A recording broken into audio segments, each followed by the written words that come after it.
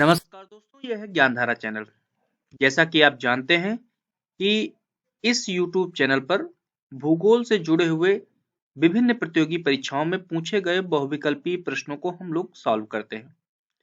तो अभी तक हम लोगों ने Rajasthan public service commission, Haryana public service commission, Uttarakhand public service commission, Uttar Pradesh public service commission, Madhya Pradesh public service commission, Chhattisgarh public service commission, इस तरह से ढेर सारे पब्लिक सर्विस कमीशन के जो क्वेश्चन पेपर्स पूछे गए हैं असिस्टेंट प्रोफेसर के लिए हों या स्टेट एलिजिबिलिटी टेस्ट के लिए हों या जो लेक्चरर ग्रेड के लिए जो वैकेंसीज आती हैं, चाहे वो राजस्थान की हो चाहे यूपी की हो, यूपी टीजीटी, यूपी पीजीटी, इन सब के ढेर सारे क्वेश्चन पेपर्स इस पे अपलोड हैं।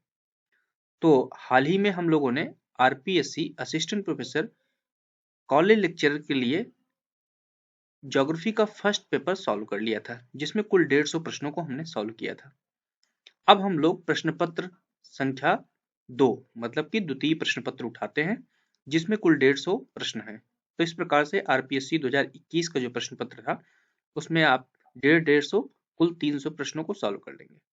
उसके अलावा ढेर सारे आपको प्रश्न और बताए जाते हैं, जिनको आप अगर सॉल्व करते रहते हैं तो रेगुलर जो भी आगामी परीक्षाएं आने वाली हैं और जो बहुविकल्पीय प्रश्न पूछे जाते हैं, उनमें आपकी तैयारी महत्वपूर्ण हो जाएगी, बहुत अच्छी हो जाएगी, बेहद। तो आइए हम लोग देख लेते हैं कि सेकंड पेपर में किस तरह के प्रश्न पूछे गए। तो जो पहला प्रश्न है, आप देख रहे होंगे, पूछा गया है कि विकासशील देशों में परिवहन जाल के विकास का मॉडल किसने विकसित किया? Who developed a model for development of transport network in developing countries? Option दिए हुए हैं एक्स्ट्राम एंड बिलियंसन, दूसरा है वेंस, तीसरा है टाफे, मोरिल एंड गुड, और नंबर 4 है रीमर। तो आपका जो सही है विकल्प वो है आपका टाफे, मोरिल और गुड। तो सबसे पहले आपको बताते चले कि चैनल पे बहुत ढेर सारे सब्सक्राइबर्स हैं ही, तो वीडियोस बनाने का मकसद तभी पूरा होगा जब इन वीडियोस को देखने वाले लोग मिल जाएं, जिनको इन वीडियोस की जरूरत है। तो ये आप लोगों की जिम्मेदारी है कि उन स्टूडेंट्स तक इन वीडियोस को पहुंचाइए, जिससे कि उनको भी इन वीडियोस का फायदा मिल सके। चलिए हम लोग देख लेते हैं नेक्स्ट जो आपका प्रश्न है कि वैंस द्वारा विकसित परिवहन मॉडल जाना जाता है। The Vance model of transport development is known as, option दिए हुए हैं मर्केंटाइल मॉडल, दूसरा स्थानिक खोज मॉडल मतलब स्पेशियल एक्सप्लोरेशन मॉडल, नंबर 3 महानगरीय मॉडल मेट्रोपॉलिटन मॉडल, नंबर 4 परिकल्पनात्मक मॉडल मतलब हाइपोथेटिकल मॉडल।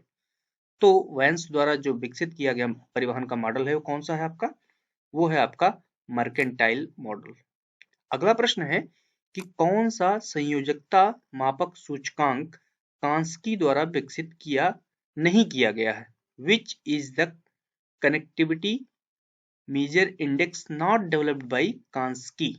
ऑप्शंस दिए हुए हैं अल्फा सूचकांक मतलब अल्फा इंडेक्स, साइक्लोमेट्रिक नंबर मतलब साइक्लोमेट्रिक नंबर, सिंबल इंडेक्स और उसके अलावा गामा इंडेक्स या गामा सूचकांक। तो कांस्की द्वारा जो विकसित नहीं किया गया है वो है आपका कौन सा? सिंबल सूचकांक। इसके अलावा अल्फा, बीटा, गामा और उसके अलावा साइक्लोमेट्रिक नंबर जो सूचकांक है वो विकसित किए गए हैं किसके द्वारा? कांस्की के द्वारा। और सिंबल जो सूचकांक है वो नहीं किया गया है। अगला प्रश्न है कि परिवहन जाल के संदर्भ में कौन सा सूचकांक लिंकों की संख्या का नोड की संख्या के मध्य संबंध को दर्शाता है या बताता है? विच index expressed by the relationship between the number of links over the number of nodes in relation to transport network? Option दिए हैं पाई, बीटा, डिटूर एंड सिंबल। तो आपका जो सही है विकल्प वो कौन सा है आपका? वो है बीटा इंडेक्स।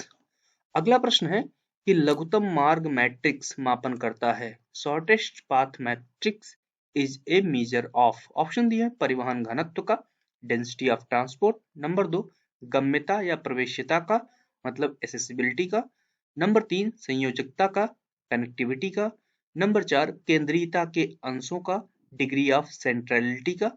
तो लघुत्तम मार्ग मैट्रिक्स जो मेजर करता है वो किसको करता है?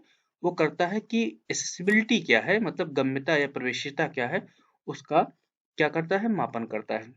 अगला प्रश्न जो आपसे पूछा गया कि कौन सा परिवहन लागत का प्रकार है या है, which is slash are the types of transport cost. Option दिए हुए हैं। नंबर 1 स्थायी लागत, परिवहन वाहन की लागत, परिवर्तनशीलता लागत और सड़क की लागत, मतलब fixed cost, vehicle cost, variable cost और रोड कॉस्ट। फिर आपसे कहा गया है कि अपने उत्तर का चयन नीचे दिए गए कोड की सहायता से कीजिए। Select your answer using codes given below. Option दिए हुए हैं, ए बी सही है, बी सी सही है, ए सी सही है या सी डी सही है। तो परिवहन लागत के कौन कौन से प्रकार हैं वो आपको बताना है। परिवहन लागत के जो प्रकार हैं वो आपका पहला हो गया कि स्थायी लागत मतलब फिक्स्ड कॉस्ट, और उसके बाद दूसरा है परिवर्तनशील लागत मतलब कि वेरिएबल कॉस्ट। तो आपका जो सही विकल्प हो जाएगा वो हो जाएगा आपका ए और सी। अगला प्रश्न आपसे पूछा गया है कि निम्नलिखित कथनों पर विचार कीजिए। Consider the following statements.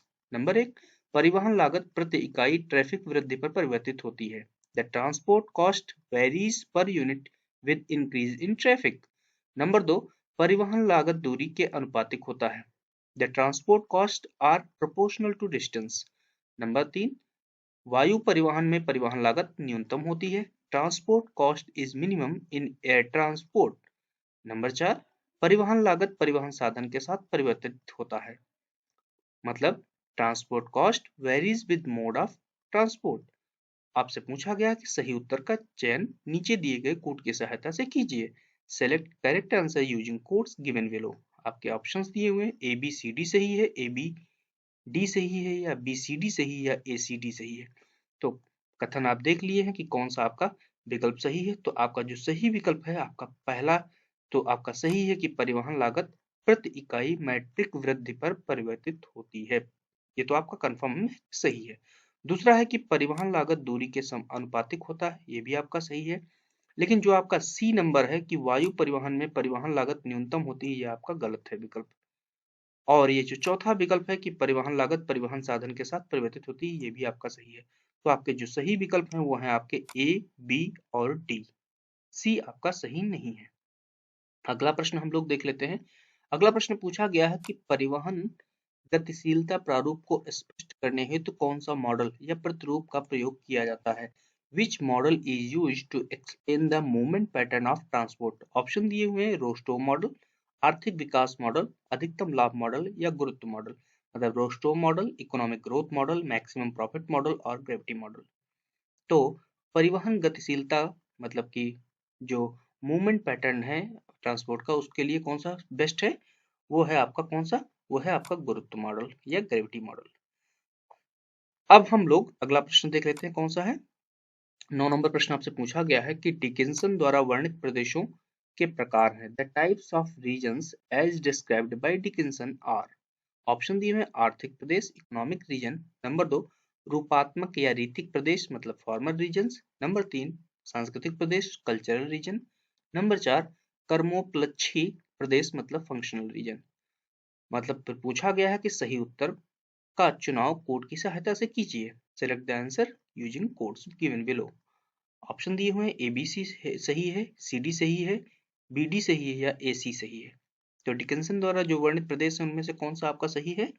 तो डिकिंसन द्वारा आपका जो सही है वो आपका है रूपांतरक या रीतिक प्रदेश मतलब फॉर्मल रीजन, और आपका कर्मोपलक्षी प्रदेश मतलब कि फंक्शनल रीजन। तो आपका बी और डी सही है और ए और सी आपका सही नहीं है। 10 नंबर प्रश्न आपसे पूछा गया कि प्रदेश की कौन सी विशिष्टता नहीं होती है। Which is not a characteristics of a region. Option दिए हैं, समांगता, अंतर्निर्भरता, सीमांकित सीमा रेखा या भौगोलिक विशिष्टता। मतलब होमोजेनिटी, इंटरडिपेंडेंसी, डिलिमिटेड बाउंड्री और ज्योग्राफिकल इंडिविजुअलिटी। तो कौन सी विशेषता नहीं है ये आपको बताना है। तो अंतर्निर्भरता जो है ये प्रदेश की विशेषता नहीं है, जबकि homogeneity, delimited boundary and geographical individuality ये प्रदेश की विशेषताएं हैं। अगला प्रश्न आपसे पूछा गया है 11 नंबर की प्रादेशिक नियोजन किन क्षेत्रों में सहायता करता है। The sectors in which regional planning helps are. Option दिए हुए हैं, आर्थिक विकास, सामुदायिक विकास, पोषणीय सतत विकास और मानव विकास। मतलब economic development, community development, sustainable development and human development. फिर आपको कोड के सहायता से सही उत्तर का चयन करना है कि ABCD सही है, ACD सही है, BCD सही है या ABC सही है। तो आप बताइए कि कौन सा प्रादेशिक नियोजन किस में सहायता करता है? तो आपके हिसाब से क्या लगता है? तो सभी में सहायता करता है ABCD, मतलब कि जो चारों सेक्टर ये दिए हुए हैं, चारों में क्या करता है? प्रादेशिक नियोजन मदद करता है। अगला प्रश्न है आपका कि निम्नलिखित में से कौन सा भारतीय भूगोलविद्ता प्रादेशिक नियोजन से संबंधित नहीं है? Among the following which Indian geographer is not associated with regional planning? Option दिए हैं RP Mishra, LS Bhatt, KV Sundaram and GS Ghoshal. तो आपका जो सही उत्तर है वो कौन है? GS घोषाल। आपको मालूम होगा कि किससे है? पॉपुलेशन ज्योग्राफी से संबंधित थे, जबकि मिश्रा, भट्ट और सुंदरम ये रीजनल प्लानिंग से जाने जाते हैं। अगला प्रश्न आपसे पूछा गया है कि राज्य में प्रादेशिक पदानुक्रम की कौन सी इकाई हिस्सा नहीं है? Which unit is not a part of regional hierarchy in a state? Option दिए हुए हैं जिला, ब्लॉक, महानगर, गांव, मतलब district, block, metropolitan city and village. तो राज्य में प्रादेशिक पदानुक्रम की इकाई का हिस्सा जो नहीं है वो कौन सा है आपका? वो महानगर जो है इसका नहीं हिस्सा। अगला प्रश्न है कि प्रादेशिक सीमांकन की कौन सी मात्रात्मक विधि नहीं है? Which is not a quantitative method of the regional delineation? Option दिए हैं थिसियन बहुभुज विधि, दूरी न्यूनतमीकरण विधि, मानचित्र पर अतिव्यापन विधि, ग्राफ सिद्धांत विधि। मतलब Thiessen polygon method, distance minimisation method, overlapping on map method and graph theory method. तो प्रादेशिक सीमांकन की मात्रात्मक विधि जो नहीं है वो है आपका मानचित्र पर अतिव्यापन विधि। अगला प्रश्न पूछा गया है कि निम्न में से कौन सा एक प्रदेश की श्रेणी में आता है? Which one of the following is a category of region? Option दिए समरूप प्रदेश मतलब यूनिफॉर्म रीजन, नंबर 2 लंबवत प्रदेश, परपेंडिकुलर रीजन, जननांकीय प्रदेश, डेमोग्राफिक रीजन, नंबर 4 बहुल्य प्रदेश मतलब multiple reason.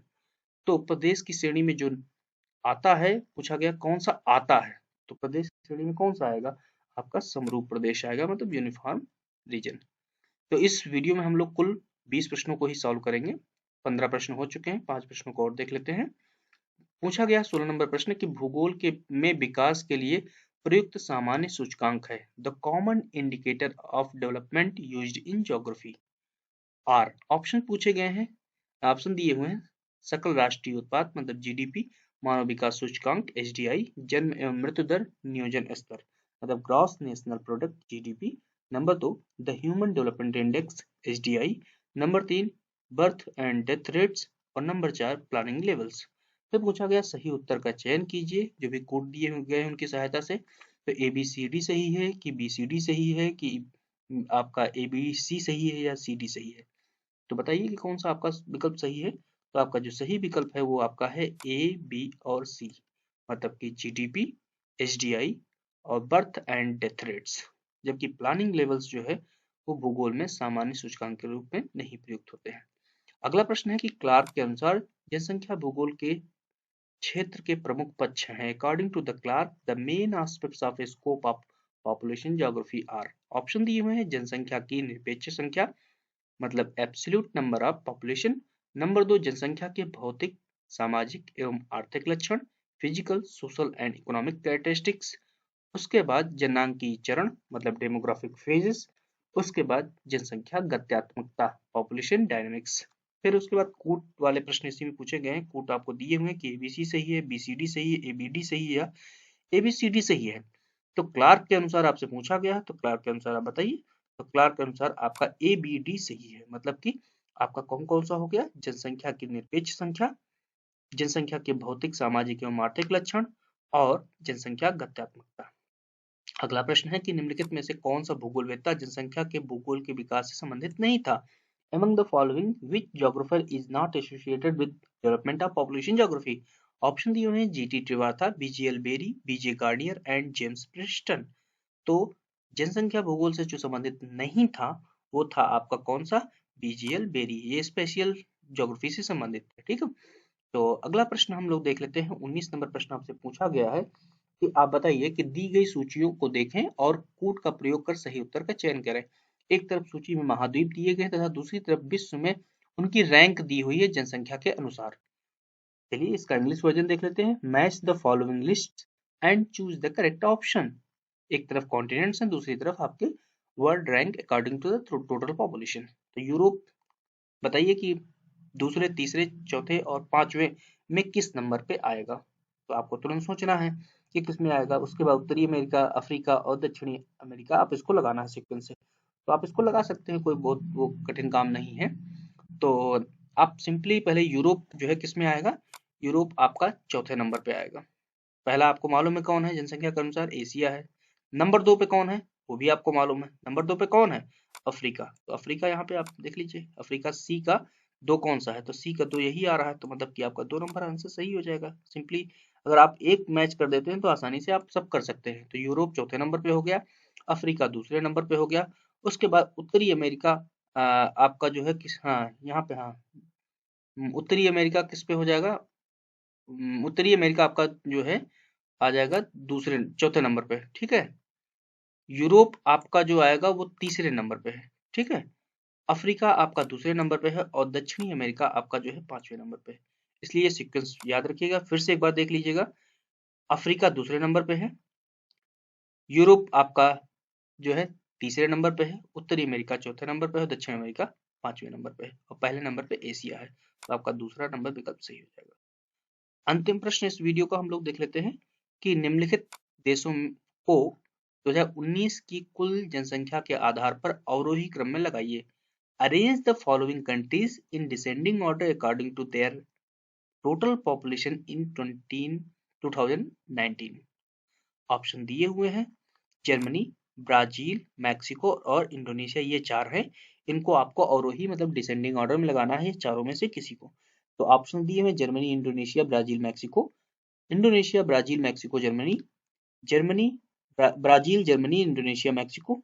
Indonesia, Germany, Brazil, Mexico. तो सबसे ज्यादा किसकी है, सबसे पहले वो आपको देखना है। तो सबसे ज्यादा जनसंख्या किसकी हो सकती है, सबसे ज्यादा जनसंख्या आपकी किसकी होगी। आप यहाँ पे जो भी दिए गए विकल्प हैं उनमें देखिए, तो आपकी इंडोनेशिया पहला हो जाएगा, ओके। फिर उसके बाद ब्राजील, फिर मैक्सिको, फिर जर्मनी, ओके। तो उम्मीद है कि ये जो 20 प्रश्न आपको बताए गए हैं ज्यादातर आपके किससे जुड़े हुए थे, transport geography and population geography से जुड़े हुए थे। इसके पहले वाले पेपर में देखिए जीआईएस से रिलेटेड क्वेश्चन थे, जनरल ज्योग्राफी से क्वेश्चन थे, रिसर्च से थे, ढेर सारे क्वेश्चन थे। तो इन प्रश्नों की आप प्रैक्टिस कीजिए और वीडियोस को अधिक से अधिक लोगों तक शेयर कीजिए जिससे कि उनको उनका प्रॉफिट मिल सके। धन्यवाद। नमस्कार दोस्तों, ये है ज्ञानधारा चैनल। आज के इस वीडियो में हम लोग आरपीएससी असिस्टेंट प्रोफेसर ज्योग्राफी विषय से 21 नंबर प्रश्न से आगे सॉल्व करेंगे। इसके पहले के वीडियो में हमने द्वितीय प्रश्न पत्र के अंतर्गत 20 प्रश्न सॉल्व कर लिए थे। तो 21 नंबर प्रश्न देखिए क्या पूछा गया है कि वर्ष 2019 में निम्न देशों में से सर्वाधिक जनसंख्या घनत्व वाला देश है। The country having highest population density among the following countries in 2019 is, option दिए हुए Hong Kong, Bahrain, Bangladesh and Monaco. तो आप बताइए कि इनमें से कौन सा आपका विकल्प सही होगा। तो आपका जो सही विकल्प है वो है आपका मोनाको। अगला प्रश्न है आपका कि माल्थस के अनुसार जनसंख्या वृद्धि होती है।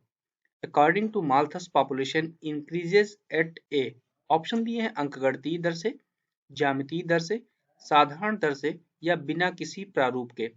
Arithmetic rate, geometric rate, simple rate और विदाउट एनी पैटर्न। तो आप बताइए कौन सा आपका विकल्प सही है।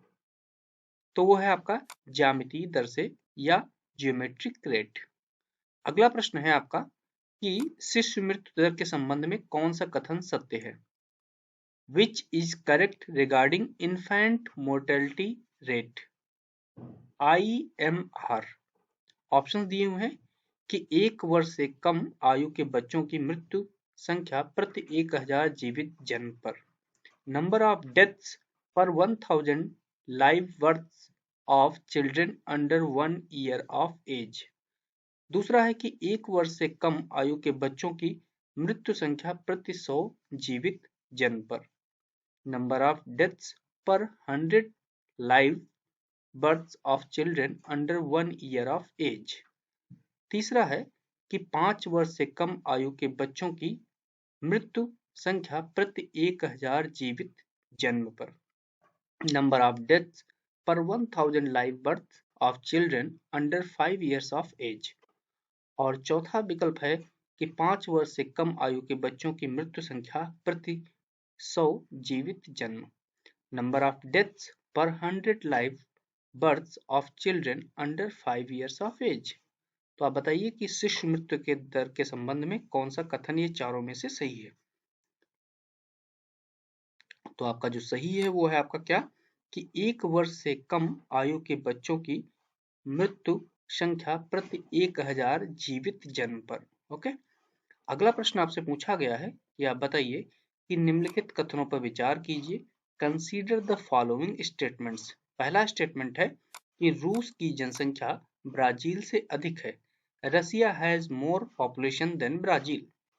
दूसरा है कि बांग्लादेश की जनसंख्या नाइजीरिया से अधिक है। Bangladesh has more population than Nigeria.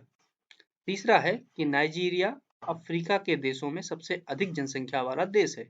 Nigeria is having highest population among the African countries. आपसे पूछा गया है कि सही उत्तर का चयन नीचे दिए गए कोड से कीजिए। Select the answer using codes given below. आपसे पूछा गया कि केवल सी सही है, ए बी सही है, बी सी सही है या ए बी सी सही है। Only C is true, A and B are true, B and C are true और A, B and C are true। तो आप बताइए कौन सा आपका विकल्प सही होगा। तो आपका जो सही विकल्प है वो आपका केवल है सी नंबर, कि नाइजीरिया अफ्रीका के देशों में सबसे अधिक जनसंख्या वाला देश है। ये केवल आपका सी नंबर विकल्प सही है। उसके अलावा आपके दोनों विकल्प ऊपर वाले गलत हैं। तो अब आपका काम है कि रूस, ब्राजील, नाइजीरिया और बांग्लादेश की जनसंख्या कितनी है वो मुझे कमेंट बॉक्स में पोस्ट करिएगा। अगला प्रश्न हम लोग देख लेते हैं। क्या पूछा गया कि निम्नलिखित में से कौन सा राजनीतिक धार्मिक प्रवास है। Which of the following is a politico religious migration. Option दिए हैं स्पेनिश का ब्राजील में, स्पेनिश टू ब्राजील। दूसरा है यहूदी का इजराइल में, Jews to Israel. Third one है पुर्तगाली का दक्षिणी अमेरिका में, पुर्तगालीज टू साउथ अमेरिका, या उपयुक्त सभी, ऑल ऑफ दीज। तो बताइए कि कौन सा पॉलिटिको रिलीजियस माइग्रेशन है। तो वो है आपका यहूदी का इजराइल में। आपको याद होगा कि जब भारत देश आजाद हुआ उसी समय यहूदियों का पूरा माइग्रेशन हुआ था उसी समय। अगला प्रश्न है आपका कि यूरोप से दक्षिणी अमेरिका के प्रारंभिक प्रवासी कौन थे। Who were the earliest migrants from Europe to South America? Option दिए हैं फ्रेंच, ब्रिटिश, स्पेनियर्ड्स, पुर्तगालीज। तो आपका जो सही विकल्प है कौन सा है, वो है आपका पुर्तगालीज। अगला प्रश्न है कि प्रवास के नियमों को सर्वप्रथम किसने सुझाया था। Who first suggested the laws of migration? Option दिए हैं रेवेंस्टीन, ट्रिवार्था, ली और हैगस्ट्रैंड। तो आपका जो सही उत्तर है वो आपका है रेवेंस्टीन। अगला प्रश्न है सूची 1 को सूची 2 से सुमेलित करना है तथा नीचे दिए गए कोड की सहायता से सही उत्तर का चयन करना है। Match list 1 with list 2 and select the correct answer using codes given below. सूची 1 में आपसे दिया गया है कि प्रवास के मॉडल हैं, मतलब माइग्रेशन मॉडल, उनकी थ्योरीज दी हुई हैं। दूसरी तरफ उनके प्रोपाउंडर्स या प्रपोज्ड स्कॉलर्स दिए हुए हैं। अब आपके सामने ये दिए हुए गुरुत्व मॉडल, न्यूनतम प्रयास सिद्धांत, सूक्ष्म विश्लेषणात्मक मॉडल या प्रतियोगी प्रवास मॉडल, ये चारों हैं, सामने उनके विद्वान दिए हुए हैं। तो गुरुत्व मॉडल या ग्रेविटी मॉडल किसने दिया था, आप इनमें से चारों में से बताइए किसने दिया था। तो इसमें से किसने दिया था बताइए, गुरुत्व मॉडल दिया था रैली ने। उसके बाद आपका न्यूनतम प्रयास सिद्धांत या लीस्ट इफर्ट थियरी या प्रिंसिपल्स ऑफ लीस्ट इफर्ट किसने दिया था, वो जेके जिफ ने दिया था। इसके बाद आपका था सूक्ष्म विश्लेषणात्मक मॉडल, किसने दिया था, मतलब माइक्रो एनालिटिकल मॉडल, तो वो दिया था हैगस्ट्रैंड ने। और आपका जो प्रतियोगी प्रवासी मॉडल है, कंपेटिंग माइग्रेंट्स मॉडल, ये दिया था आपका स्टोफर महोदय ने। तो आपका जो सही उत्तर हो गया वो हो गया ए का 1, बी का आपका 4, सी का आपका हो गया 2 और डी का हो गया 3। तो आपका सही विकल्प हो गया जो उत्तर है वो आपका 2 नंबर हो गया। अगला प्रश्न है कि अधिकांश पश्चिमी यूरोप के देश जनसंख्या संक्रमण के किस स्तर पर हैं? जनसंख्या संक्रमण मॉडल के किस स्तर पे है? मतलब most of the west European countries are in which stage of the demographic transition model? Option दिए हुए लेवल 1 मतलब स्तर 1, स्तर 2, स्तर 3, स्तर 4, स्टेज 1, स्टेज 2, स्टेज 3 या स्टेज 4। तो यूरोपियन कंट्रीज कहाँ पे हैं? वो ज्यादातर स्टेज 4 पे हैं। स्टेज 4 की क्या विशेषताएं होती हैं आपको मालूम है तो आप कमेंट बॉक्स में पोस्ट करिए। अगला प्रश्न है कि एकरमैन द्वारा वर्णित जनसंख्या संसाधन प्रदेशों में से कौन सा सही नहीं है? Which is not a population resource region as described by Ackermann? Option दिए संयुक्त राज्य अमेरिका प्रकार, दक्षिण एशिया प्रकार, यूरोपीय प्रकार या ब्राजील प्रकार। United states type, south Asian types, European types and Brazilian types. तो आपका जो सही उत्तर है वो आपका है दक्षिणी एशियन टाइप का कोई भी जनसंख्या संसाधन प्रदेश नहीं था। अगला प्रश्न है कि नदी और उनके किनारे स्थित नगर दिए हुए उनको जोड़ना है। कौन सा जुड़ा नहीं हुआ है? अब यहाँ पे जल्दबाजी नहीं करना है, प्रश्न को ध्यान से पढ़ना है। कौन सा नहीं जुड़ा हुआ है आपको बताना है। Which is not A correct match of the river and it's site city? Thames London आपको मालूम सही है। दूसरा आपका गोदावरी नासिक है कि नहीं आपको बताना है, तो ये भी सही है। इरावदी बैंकॉक यही आपका गलत है, बैंकॉक जो है इरावदी पे नहीं है, टाइबर रोम। तो आपको बताना है कि फिर बैंकॉक किस नदी के किनारे स्थित है। अगला प्रश्न है आपका कि अधिवासों के संदर्भ में कौन सी अवस्थिति का प्रकार नहीं है? Which is not A type of site with reference two settlements? Option दिए पर्वतपदी, अंतराल, तटीय, शैल संरचना, foothills, gap, coastal and rock structure. तो आप बताइए कौन सा आपका सही उत्तर है। तो शैल संरचना जो है कोई भी अधिवास के संदर्भ में अवस्थिति का प्रकार नहीं है। अगला प्रश्न है कौन से ग्रामीण अधिवास के प्रकार हैं? Which are the types of rural settlements? Option दिए पूर्वापल्ली मतलब हैमलेट्स, नंबर 2 नाभिकीय गांव न्यूक्लिएटेड विलेज, नंबर 3 बहुमंजिल घरों का समूह मल्टी स्टोरी हाउस क्लस्टर, तीसरा है आपका चौथा है संहत गांव मतलब कॉम्पैक्ट विलेजेस। अब आपसे पूछा गया सही उत्तर का चयन नीचे दिए गए कोड की सहायता से करिए। Select the answer using codes given below. Codes क्या दिए हुए हैं? 1 ए बी सी सही है, ए बी डी सही है, बी सी डी सही है या ए बी सी डी सही है। तो बताइए ग्रामीण अधिवास का कौन सा प्रकार है? तो आपका जो ग्रामीण अधिवास का प्रकार है वो है आपका ए बी और डी मतलब पूर्वापल्ली, नाभिकीय गांव और सहत गांव। बहुमंजिल घरों का जो समूह है वो ग्रामीण बस्ती का अधिवास का प्रकार नहीं है बल्कि ये शहरी बस्ती का। अगला प्रश्न है आपका कि भारत का कौन सा भाग न्यून भूकंप संभावित क्षेत्र है? Which part of India is very low prone to earthquake? Option दिए अरावली का पर्वतपात क्षेत्र मतलब फुट हिल्स ऑफ अरावलीज, नंबर 2 पश्चिमी गुजरात वेस्टर्न गुजरात, तीसरा है कश्मीर हिमालय, चौथा है पश्चिमी महाराष्ट्र वेस्टर्न महाराष्ट्र। तो न्यून जो प्रभावित है वो है आपका कौन सा? अरावली का पर्वतपात क्षेत्र। अगला प्रश्न है सूची 1 को सूची 2 से मिलाना है। एक सूची में नगर संरचना के सिद्धांत या मॉडल दिए हैं तथा दूसरी में उनके प्रस्तावक दिए हैं। Match list 1 with list 2 and select the correct answer using codes given below. List 1 city morphology or morphological theory or models and in list 2 proposed by किसके द्वारा प्रपोज किया वो दिया हुआ। तो पहला आपका हो गया संकेंद्री पेटी सिद्धांत मतलब कॉन्सेंट्रिक जोन थियरी। तो कॉन्सेंट्रिक जोन थियरी किसने दिया था सबसे पहले आपको बताना है। आपके सामने ये चारों विकल्प हैं हैरिस उलमैन, पीटर मान, Homer height, E W Burgess. तो आप बताइए कौन सा आपका सही है, सिंपली बताइए। तो आपका जो सही है वो आपका है बर्गेस महोदय, ई डब्ल्यू बर्गेस। उसके बाद आपका दूसरा कौन सा है कि खंड सिद्धांत। खंड सिद्धांत किसने दिया था? वो दिया था होमर हायट ने मतलब कि सेक्टर थियरी। उसके बाद है वैकल्पिक सिद्धांत। वैकल्पिक सिद्धांत किसने दिया था? मतलब कि अल्टरनेट थियरी, वो दिया था पीटर मान ने। अगला है आपका बहुनाभिक सिद्धांत मल्टी न्यूक्लियाई थियरी, ये किसने दिया था? वो दिया था C D Harris and E L Ullman. तो आपका जो सही उत्तर हो जाएगा वो हो जाएगा 4 3 2 1। ओके, अगला प्रश्न आपका देख लेते हैं कि नगरीय संरचना के बहुनाभिक सिद्धांत में कितने खंड सुझाए गए हैं? How many zones have been suggested in multiple nuclei theory of urban morphology? Option दिए हुए हैं 7, 8, 9, 10।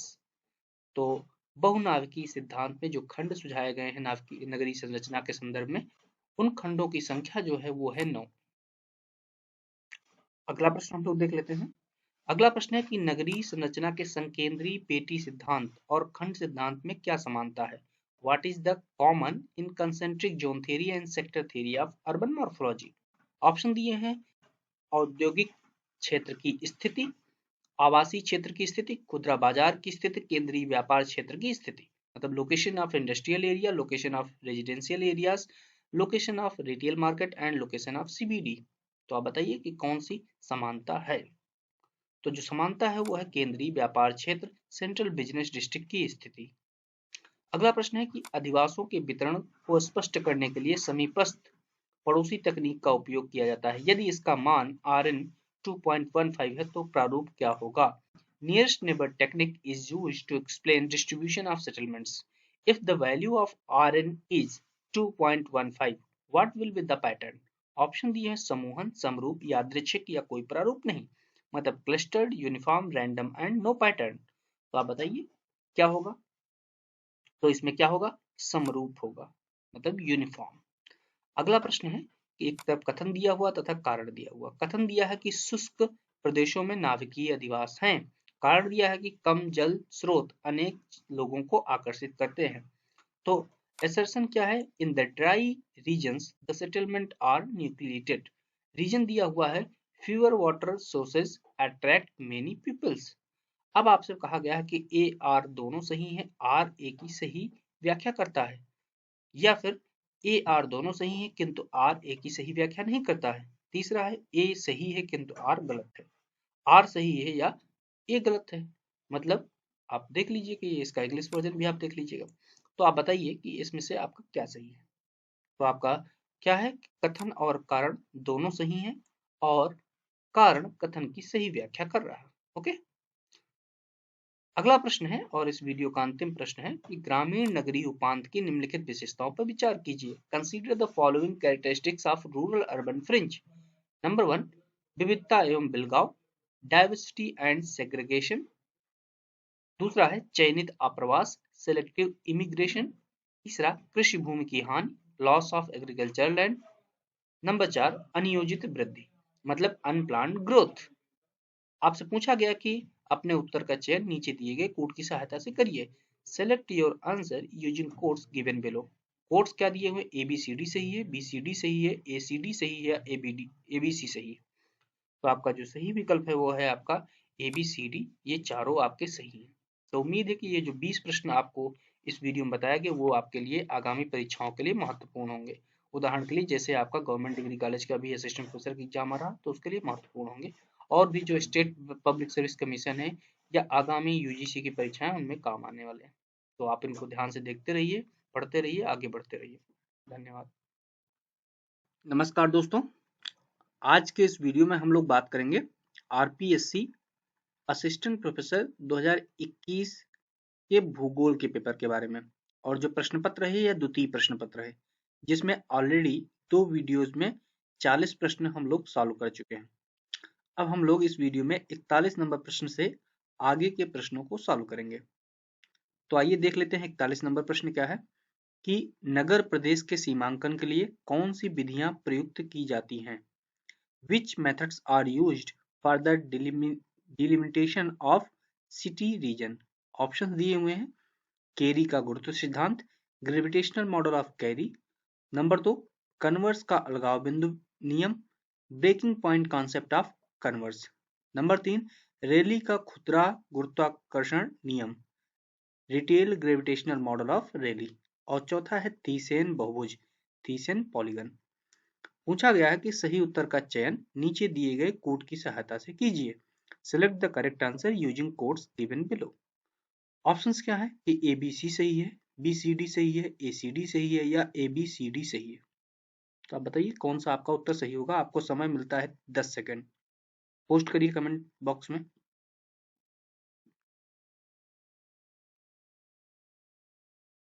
तो उम्मीद है कि आपने सही उत्तर का चयन कर लिया होगा।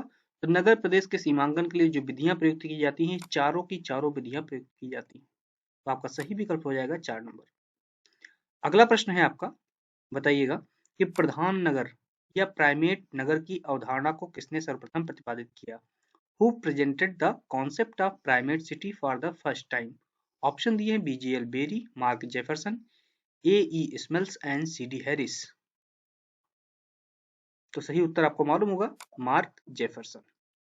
अगला प्रश्न पूछ लेते हैं, कोटि आकार नियम को सामान्यीकृत रूप किसने प्रस्तुत किया? The rank size rule in a generalized form was presented by. Option दिए J K Zipf, N Rashevsky, R M. Northam और जे.एच. जॉनसन। तो आपका सही विकल्प क्या होगा? आप सही उत्तर कमेंट बॉक्स में पोस्ट करिए, आपको समय मिलता है 10 सेकंड।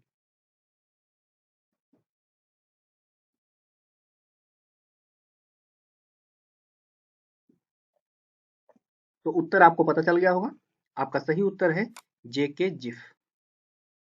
अगला प्रश्न देख लेते हैं कि नगरीय पदानुक्रम को निर्धारित करने की कौन सी विधि नहीं है? Which is not a method of determining the urban hierarchy. Option दिए हैं केंद्रीयता के आधार पर, on the basis of centrality. Number 2, कार्यों की संख्या, स्तर एवं विविधता के आधार पर, on the basis of number, level and variability variety of function.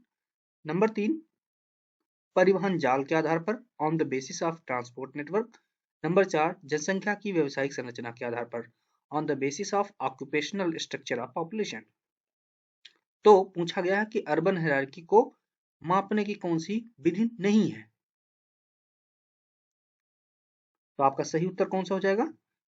परिवहन जाल के आधार पर। तो परिवहन जाल के आधार पर किसी भी नगर के पदानुक्रम की हम गणना नहीं करते हैं, जबकि केंद्रीयता के आधार पर, उसकी फंक्शनैलिटी के आधार पर, उसके व्यवसायिक संरचना के आधार पर हम उसका निर्धारण करते हैं। अगला प्रश्न हम लोग देख लेते हैं कि क्रिस्टॉलर ने किस वर्ष केंद्रीय स्थल सिद्धांत का प्रस्तुत किया? In which year Christaller presented central place theory. Options हैं 1928, 1933, 1942 और 1945। ऑप्शंस दिए हुए हैं, आप सही उत्तर का चयन कीजिए। तो आपका सही उत्तर है 1933। अगला प्रश्न है कि क्रिस्टॉलर के अनुसार केंद्रीय स्थल सिद्धांत में k बराबर 4 व्यवस्था व्यक्त करती है। According to Christaller in central places theory, k बराबर 4, k equal to 4 stands for. Option दिए हुए हैं प्रशासनिक सिद्धांत को, एडमिनिस्ट्रेटिव प्रिंसिपल। नंबर 2, बाजार सिद्धांत को, मार्केट प्रिंसिपल।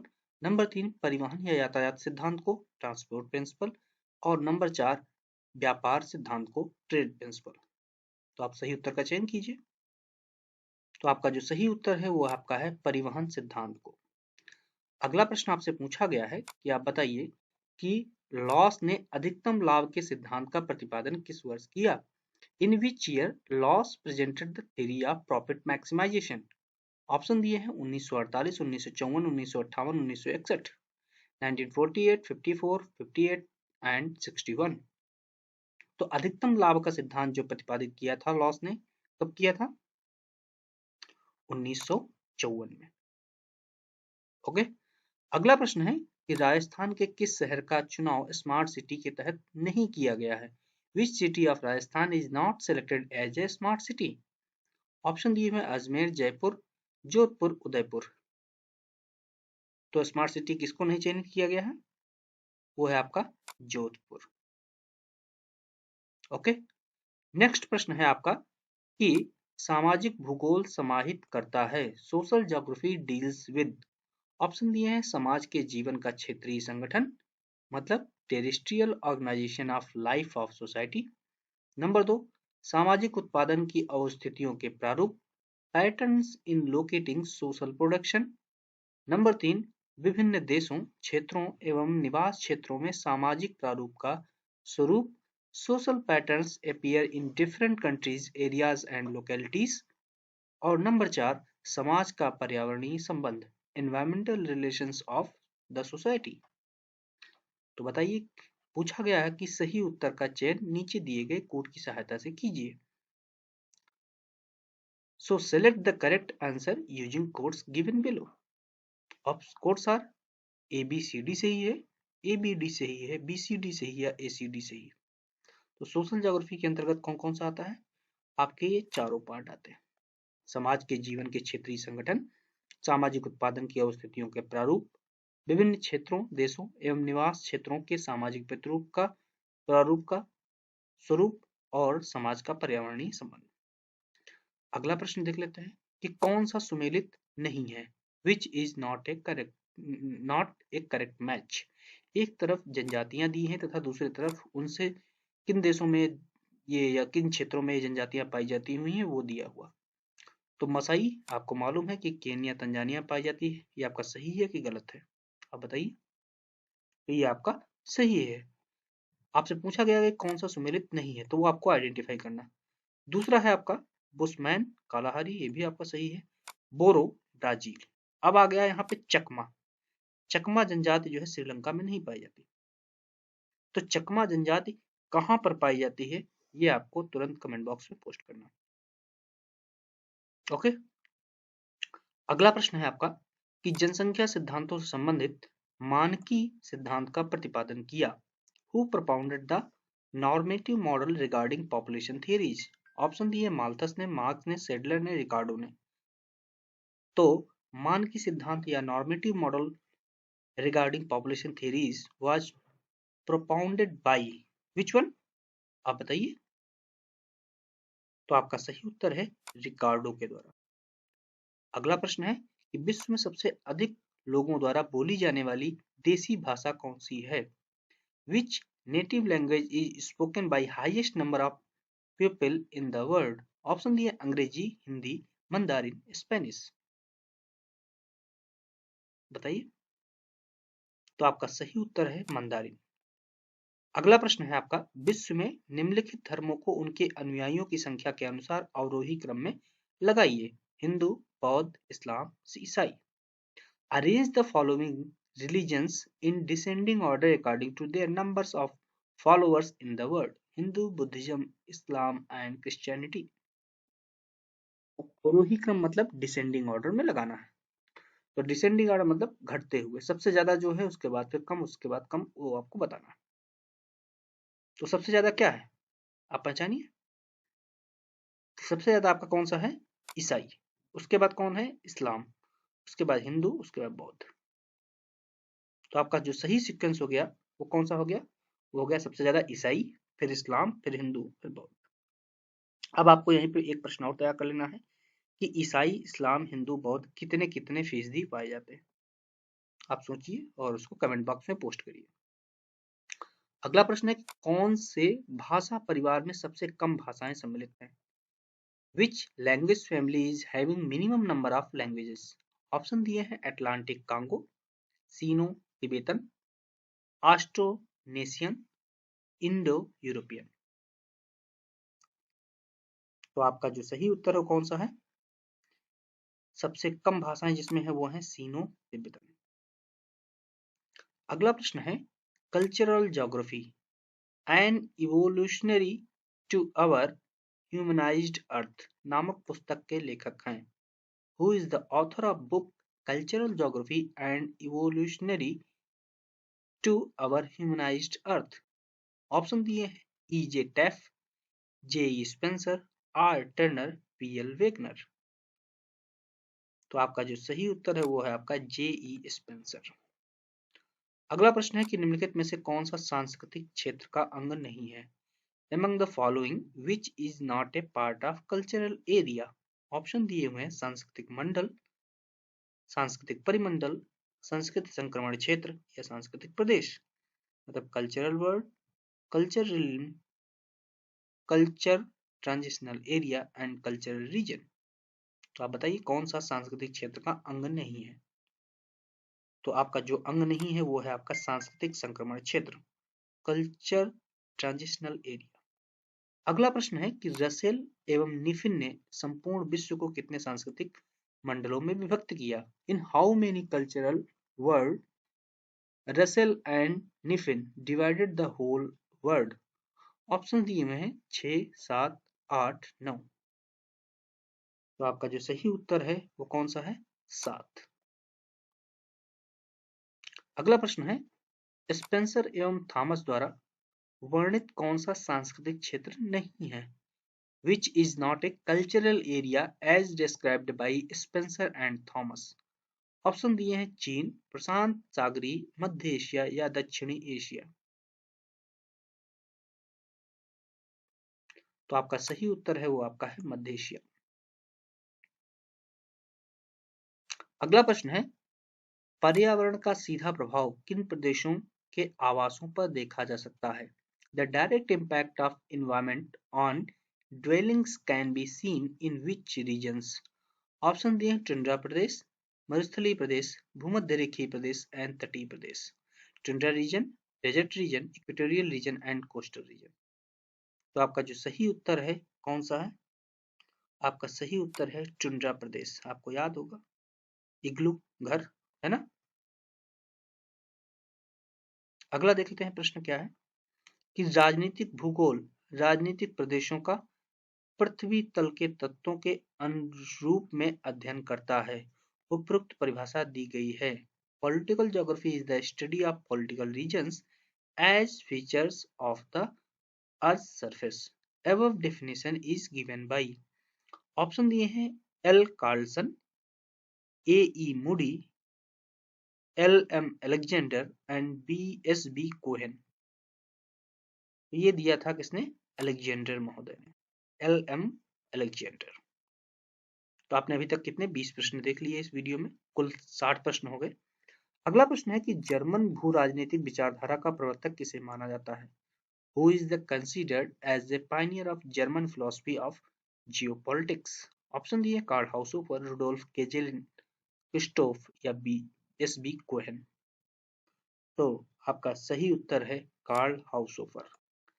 अगला प्रश्न है कि भू राजनीति के संबंध में निम्नलिखित में से कौन सा कथन सही है? Consider the following statements regarding geopolitics and find the correct ones. पहला स्टेटमेंट है कि राज्य एक जीव है, उसका विकास उसका नियम है। State is an organism and development is it's rule.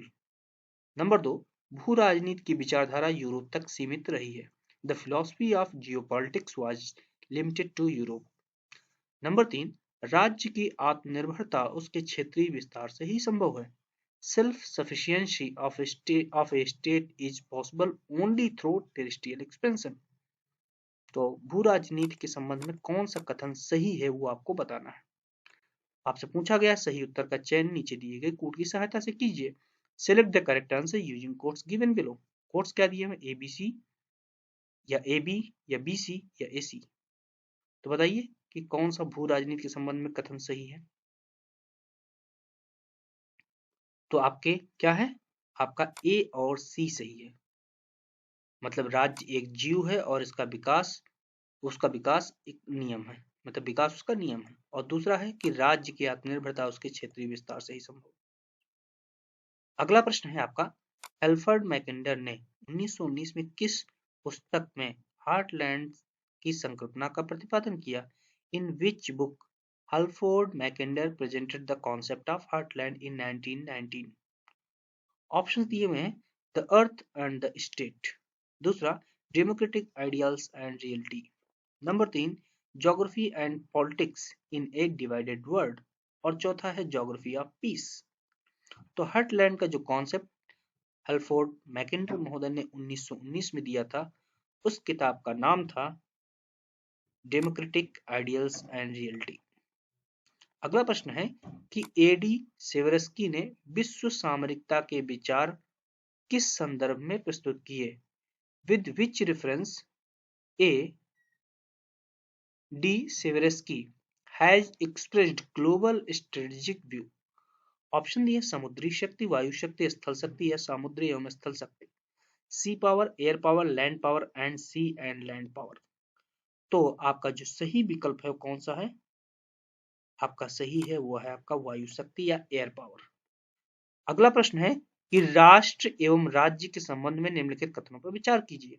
Consider the following statements regarding the nation and state.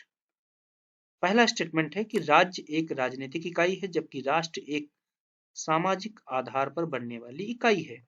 State is a political unit while nation is a social based unit. दूसरा है कि राज्य एवं राष्ट्र दोनों की राजनीतिक सीमाएं होती हैं। Both state and nation have political boundaries. Number 3, राज्य के 4 तत्व जनसंख्या, क्षेत्र, सरकार और प्रभुसत्ता है। The state has 4 elements population, territory, government and sovereignty. चौथा है कि एक राज्य में 2 या 2 से अधिक राष्ट्रीयता हो सकती है। There can be 2 or more nationalities living in one state। पूछा गया सही उत्तर का चयन नीचे दिए गए कोड से कीजिए। Select the correct answer using codes given below। Codes क्या है? A B C सही है, B C D सही है, A C D सही है या A B C D सही है। तो आप बताइए राष्ट्र और राज्य के संदर्भ में कौन से कथन सही है। तो आपका कौन कौन सा कथन सही हो सकता है, आप खुद सोचिए। तो आपका पहला जो कथन है कि राज्य एक राजनीतिक इकाई है, जबकि राष्ट्र एक सामाजिक आधार पर बनने वाली इकाई है, ये स्टेटमेंट आपका सही है। दूसरा है कि राष्ट्र एवं राज्य दोनों की राजनीतिक सीमाएं होती हैं, ये आपका स्टेटमेंट गलत है। अगला है कि राज्य के 4 तत्व हैं, जनसंख्या, क्षेत्र, सरकार और प्रभुसत्ता, ये भी स्टेटमेंट आपका सही है। और चौथा जो स्टेटमेंट है कि एक राज्य में 2 या 2 से अधिक राष्ट्रीयता हो सकती है, ये भी सही है। तो आपका जो गलत है वो केवल इतना है, बी नंबर। तो आपके सही कौन से हो गए? ए सी डी। तो आप देखिए इसमें से कौन सा ए सी डी, तो ए सी डी आपका कौन सही है? आपका 3 नंबर। तो आपको समझ में आ गया होगा ये प्रश्न। तो उम्मीद है कि आपको ये जो 25 प्रश्न इस वीडियो में बताए गए आपके लिए काफी महत्वपूर्ण होंगे। आगे के जो पार्ट है उनमें हम लोग आगे जो प्रश्न पूछे गए हैं उनको हम लोग सॉल्व करेंगे। धन्यवाद। तो आपको वीडियोस कैसे लग रहे हैं उनको आप कमेंट बॉक्स में पोस्ट करिए। तो और ज़्यादा से ज़्यादा दोस्तों में शेयर कीजिए जिससे कि उनको इन वीडियोस का प्रॉफिट मिल सके। तो वीडियोस बनाने का मकसद ये नहीं कि बहुत ज़्यादा इसका जो है कोई कॉमर्शियल यूज है, it is only for to share knowledge among the students, बस ओनली, और कुछ नहीं। Okay, thank you. नमस्कार दोस्तों, तो हम लोग 65 नंबर प्रश्न तक सॉल्व कर चुके थे। हम लोग प्रश्न पत्र सॉल्व कर रहे थे आरपीएससी असिस्टेंट प्रोफेसर भूगोल विषय का, जिसकी परीक्षा 2021 में संपन्न हुई थी। तो 66 नंबर प्रश्न से लेकर आगे के प्रश्न किस प्रकार से पूछे गए हैं उनको हम लोग देख लेते हैं। तो ये जो भी आपको प्रश्न सॉल्व कराए जा रहे हैं बहुविकल्पी, ये किसी अन्य राज्य स्तरीय लोक सेवा आयोग द्वारा असिस्टेंट प्रोफेसर के लिए या पब्लिक सर्विस कमीशन के लिए या राज्यों के विभिन्न प्रशिक्षित स्नातक एवं प्रवक्ता परीक्षाओं के लिए प्रश्न पूछे जा सकते हैं। साथ ही में आपसे यही ढेर सारे प्रश्न यूजीसी की जो परीक्षा होती है उसमें और विभिन्न विश्वविद्यालयों में शोध में प्रवेश हेतु होने वाली शोध पात्रता परीक्षा एवं परास्नातक परीक्षाओं में भी उपयुक्त साबित हो सकते हैं। तो आइए देख लेते हैं 66 नंबर प्रश्न क्या पूछा गया है कि 1784 में संयुक्त राज्य अमेरिका की रेखात्मक सीमाओं का निर्धारण किसने किया था? In 1784, who determined the geometrical boundaries of USA? Option दिए हुए हैं लैप्रेडेली, थॉमस जेफरसन, ब्रिघन या एस बी जॉन्स। तो आपका सही उत्तर क्या है बताइए? तो आपका सही उत्तर है थॉमस जेफरसन। अगला प्रश्न है कि 141 डिग्री पश्चिमी देशांतर सीमा बनाती है। 141 degree west longitude is the boundary between. Option है स्वीडन फिनलैंड के मध्य, लीबिया मिस्र के मध्य, कोलंबिया वेनेजुएला के मध्य, अलास्का कनाडा के मध्य। तो आप बताइए कौन सा आपका सही विकल्प है? तो आपका जो सही विकल्प है वो है आपका अलास्का और कनाडा के मध्य। अगला प्रश्न है कि विभक्त राजधानी वाले देश हैं। The countries having divided capital R. Option दिए हुए हैं नीदरलैंड, स्विट्जरलैंड, बोल्विया, दक्षिणी अफ्रीका। पूछा गया है कि सही उत्तर का चयन कोड की सहायता से कीजिए। केवल ए सही है, बी और सी सही है, ए सी और डी सही है, बी सी डी सही है। तो आप बताइए कौन सा आपका सही है? तो विभक्त राजधानी वाले जो देश है वो कौन से सही हैं? तो आपका जो सही उत्तर है वो है आपका नीदरलैंड, बोलिविया और दक्षिण अफ्रीका। आपका सही उत्तर हो जाएगा ए, सी और डी। अगला प्रश्न आपसे पूछा गया कि कौन सा सुमेलित नहीं है, which is not correct match. एक तरफ राज्यों की मतलब राजधानी के प्रकार दिए हुए तथा दूसरी तरफ उनके उदाहरण दिए हुए, the types of capital and their examples. पहला है सीमावर्ती, पेरिफेरल, उसका उदाहरण दिया हुआ है ब्यूनस आयर्स। तो ब्यूनस आयर्स क्या सीमावर्ती राजधानी का प्रकार है? आप सोचिए। दूसरा है ऐतिहासिक मतलब हिस्टोरिक, और उसका उदाहरण दिया हुआ है रोम। तीसरा है तटीय मतलब कोस्टल, और उसका उदाहरण दिया है लिस्बन। चौथा है निर्धारित या प्रस्तावित मतलब सिलेक्टेड और प्रपोज्ड, और उसका उदाहरण दिया है पेरिस। तो कहा गया कौन सा इसमें सुमेलित नहीं है। तो आपका जो चौथा है कि निर्धारित और प्रस्तावित, इसका उदाहरण पेरिस है, ये आपका सही सुमेलित नहीं है। पेरिस तो ऑलरेडी एडमिनिस्ट्रेटिव कैपिटल है ही किसकी, फ्रांस की। तो यही आपका सही नहीं है और सभी सही है। अगला प्रश्न है कि कौन से खनिज सामरिक खनिज माने जाते हैं, which minerals are considered as strategic minerals.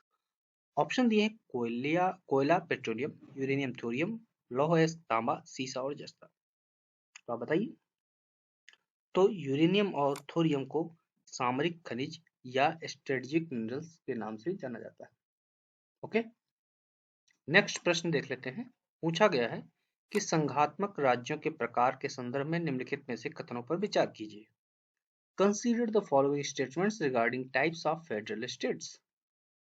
Option दिए हुए हैं। पहला जो कथन दिया है कि आपसी हित पर आधारित संघराज्य, federal states based on mutual interest. दूसरा है आपसी समझौते पर आधारित संघराज्य, federal states based on compromise. तीसरा है केंद्रीकृत संघात्मक राज्य, सेंट्रलाइज्ड फेडरल स्टेट। चौथा है विखंडित संघात्मक राज्य, फ्रेगमेंटेड फेडरल स्टेट। आपसे पूछा गया है कि सही उत्तर का चयन नीचे दिए गए कोड की सहायता से कीजिए। Select the correct answer using codes below. Code क्या दिया हुआ है, कोड्स क्या है, ए और बी सही है, ए बी और सी सही है, ए बी सी डी सही है, या केवल बी सही है। तो आप बताइए कौन सा सही है। तो आपका चौथा वाला जो विकल्प है, चौथा जो पार्ट है मतलब कथन है, वो सही नहीं है। जबकि ऊपर के जो तीनों कथन हैं संघात्मक राज्यों के प्रकार के संदर्भ में सही है। पहला क्या है, आपसी हित पर आधारित संघराज्य। दूसरा है आपसी समझौते पर आधारित संघराज्य, और केंद्रीकृत संघात्मक राज्य। मतलब ए, बी और सी सही है। अगला प्रश्न है कि ज्योग्राफी ऑफ इलेक्शंस 1979 पुस्तक के लेखक कौन हैं।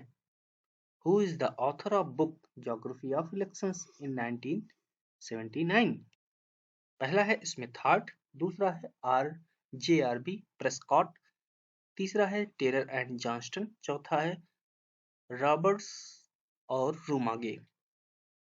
तो आपका सही उत्तर जो है वो है आपका टेलर एंड जॉनस्टन। अगला प्रश्न है मकालू, अन्नपूर्णा, गोसाईनाथ शिखर हैं। Makalu, Annapurna and Gosainath peaks are located in. Option दिए हैं कश्मीर हिमालय में, मध्य हिमालय में, हिमाचल हिमालय में, या कुमायूं हिमालय में। तो आपका सही विकल्प है मध्य हिमालय में। अगला प्रश्न है कि निम्नलिखित कथनों पर विचार कीजिए। Consider the following statements. Statement क्या है, पहला है कि चार और बिल गंगा डेल्टा क्षेत्र के विशिष्ट भूदृश्य हैं। Chars and bills are the characteristics features of the Ganga delta region. दूसरा है रेह एवं कल्लर बांगड़ मैदान में मिलती हैं। Reh and kallar are found in the bangar plain. तीसरा है खादर मैदान या खादर क्षेत्र में पुरानी चिकनी मिट्टी का जमाव है। Khadar tracts have older deposits of silt. पूछा गया सही उत्तर का चयन निम्न कोड की सहायता से कीजिए। Select the answer using codes given below. तो आप बताइए कि कोड क्या दिए हुए हैं कि ए और बी सही है, बी और सी सही है, ए और सी सही है, या ए बी सी सही है। तो आपका ध्यान से अगर देखें तो चार और बिल जो है ये डेल्टाई क्षेत्रों में पाए जाते हैं गंगा के, ये कंफर्म सही है। दूसरा जो है आपका है रेह और कल्लर बांगड़ मैदान में पाया जाता है। ये दोनों स्टेटमेंट आपके सही हैं। जबकि तीसरा जो है पूछा गया, कह रहा है कि खाद्य क्षेत्र में पुरानी चिकनी मिट्टी का जमाव होता है।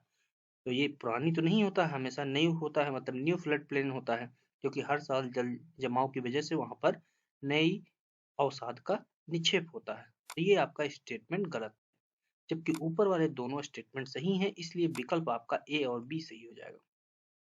अगला प्रश्न है, कथन दिया है कि एल निनो के आने से मानसून कमजोर पड़ता है। कारण दिया है कि अंतरोष्ण अभिसरण क्षेत्र का खिसकाव भारतीय मानसून का प्रमुख कारण है। तो assertion है कि the occurrence of El Nino results into weak monsoon। Reason दिया है कि shifting of intertropical convergence zone is the main cause of Indian monsoon। आपके स्टेटमेंट्स दिए हैं, मतलब आपके सही विकल्प आपको चयनित करना है। विकल्प है पहला कि ए और आर दोनों सही हैं, आर ए का सही स्पष्टीकरण करता है। दूसरा है आर और ए दोनों सही है, किंतु आर ए का सही स्पष्टीकरण नहीं करता है। तीसरा है ए सही है किंतु आर गलत है। चौथा है ए गलत है किंतु आर सही है। तो आप बताइए कि कौन सा आपका सही है। तो आपका ए और आर दोनों सही है, किंतु आर जो है ए का सही व्याख्या नहीं करता है। ओके, तो एल्निनो के आने से भारतीय मानसून कमजोर पड़ता है। इसका कारण अंतरोष्ण अभिसरण मेखला या ITCZ जो होता है उसका खिसकाव नहीं है। ये तो मानसून आता है तो फिक्स है, लेकिन इसका खिसकाव क्या होता है कि जो महासागरीय भाग होता है वहां पर तापमान बढ़ने की वजह से जो प्रेशर ग्रेडियंट है इंडियन पार्ट्स में और ओशियनिक पार्ट्स में उसमें कम हो जाता है, जिसकी वजह से मानसून की स्थिति कमजोर पड़ जाती है। ठीक है, तो इसमें क्या है, ए और आर दोनों सही है, किंतु आर ए का सही स्पष्टीकरण नहीं है। अगला प्रश्न है कि भारत को जलवायु प्रदेशों में विभक्त करने का प्रथम प्रयास किया। The first attempt to divide India into climatic regions was done by. Option दिए हैं BLC Johnson, number 2 KN Rao, number 3 Koppen, number 4 Blandford. तो आप सही उत्तर का चयन करके बताइए, आपको समय मिलता है 10 सेकंड।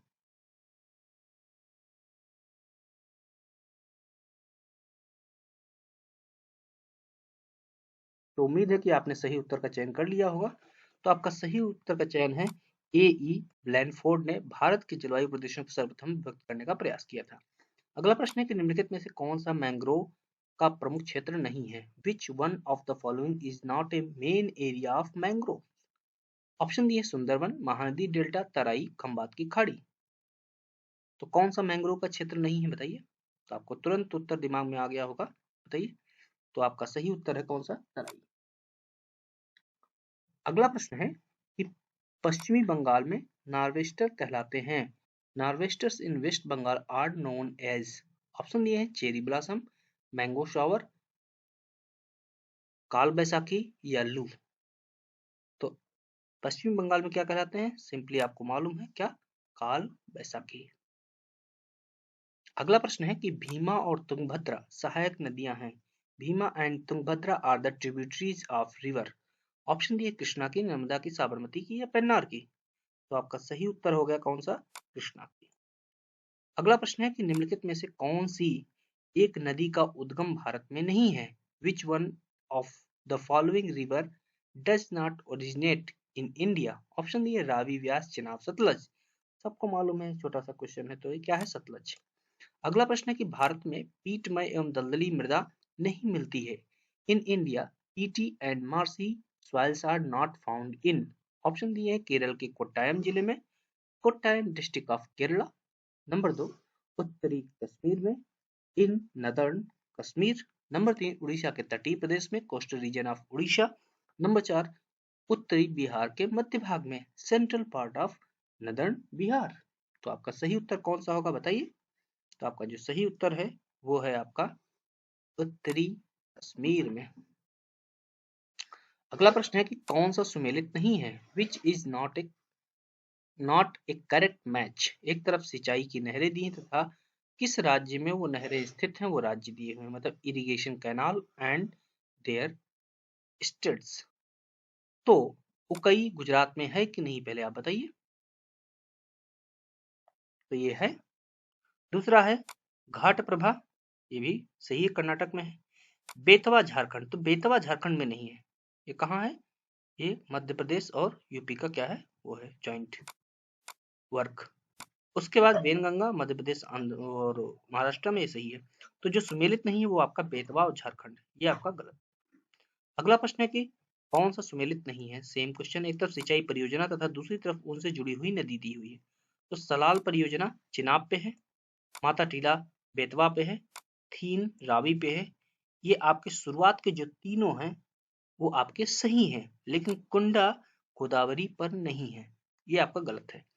अगला प्रश्न है सूची 1 को सूची 2 से सम्मिलित करना तथा सही उत्तर का चयन करना है। Match list 1 with list 2 and select the correct answer using codes given below। सूची 1 में नदी दी हुई है, रिवर्स दी है तथा दूसरी नदी में उन पे बने हुए बांध दिए हुए हैं, डैम्स दिए हुए हैं। कावेरी, तो कावेरी पे कौन सा बांध है, अल्मेट्टी है कि मैटूर है कि काकड़ापाड़ा के सरदार सरोवर, वो आपको बताना है। तो बताइए। तो कावेरी पे जो बना हुआ वो है मैटूर। ओके। फिर कृष्णा नदी पे कौन सा है, वो है अलमट्टी। नर्मदा पे कौन सा है, सरदार सरोवर। और तापी पे कौन सा है, काकड़ापाड़ा। तो आपका जो सही उत्तर हो जाएगा वो हो जाएगा 2, 1, 4, 3। अगला प्रश्न है कि भारत के कृषि सांख्यिकी के अनुसार 2017-18 में भारत में सर्वाधिक सोयाबीन उत्पादक 2 राज्य हैं। According to the agriculture statistics of India in 2017-18, the 2 highest soybean producing states in India are। Option दिए महाराष्ट्र राजस्थान, मध्य प्रदेश आंध्र प्रदेश, मध्य प्रदेश महाराष्ट्र, राजस्थान कर्नाटका। तो मध्य प्रदेश ये तो सबको मालूम है, ये मध्य प्रदेश के साथ दूसरा कौन सा राज्य है वो आपको बताना। तो मध्य प्रदेश के साथ दूसरा जो है वो है महाराष्ट्र। अगला प्रश्न है कि भारत में कृषि सांख्यिकी के अनुसार 2017-18 में भारत में सर्वाधिक गन्ना उत्पादक 3 राज्य कौन से। According to the agriculture stats of India in 2017-18, top 3 sugar cane producing states of India are. Option दिए हैं उत्तर प्रदेश कर्नाटका बिहार, उत्तर प्रदेश महाराष्ट्र कर्नाटका, महाराष्ट्र तमिलनाडु पंजाब, कर्नाटका बिहार उत्तर प्रदेश।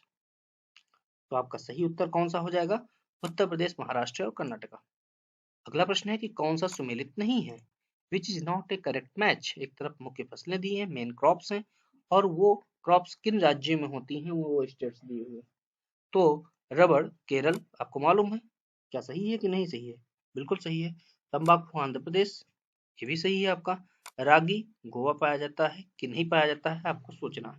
तो रागी गोवा में नहीं पाया जाता है, और कॉफी कर्नाटक का सही है। तो आपका 3 नंबर जो है सही सुमेलित नहीं है।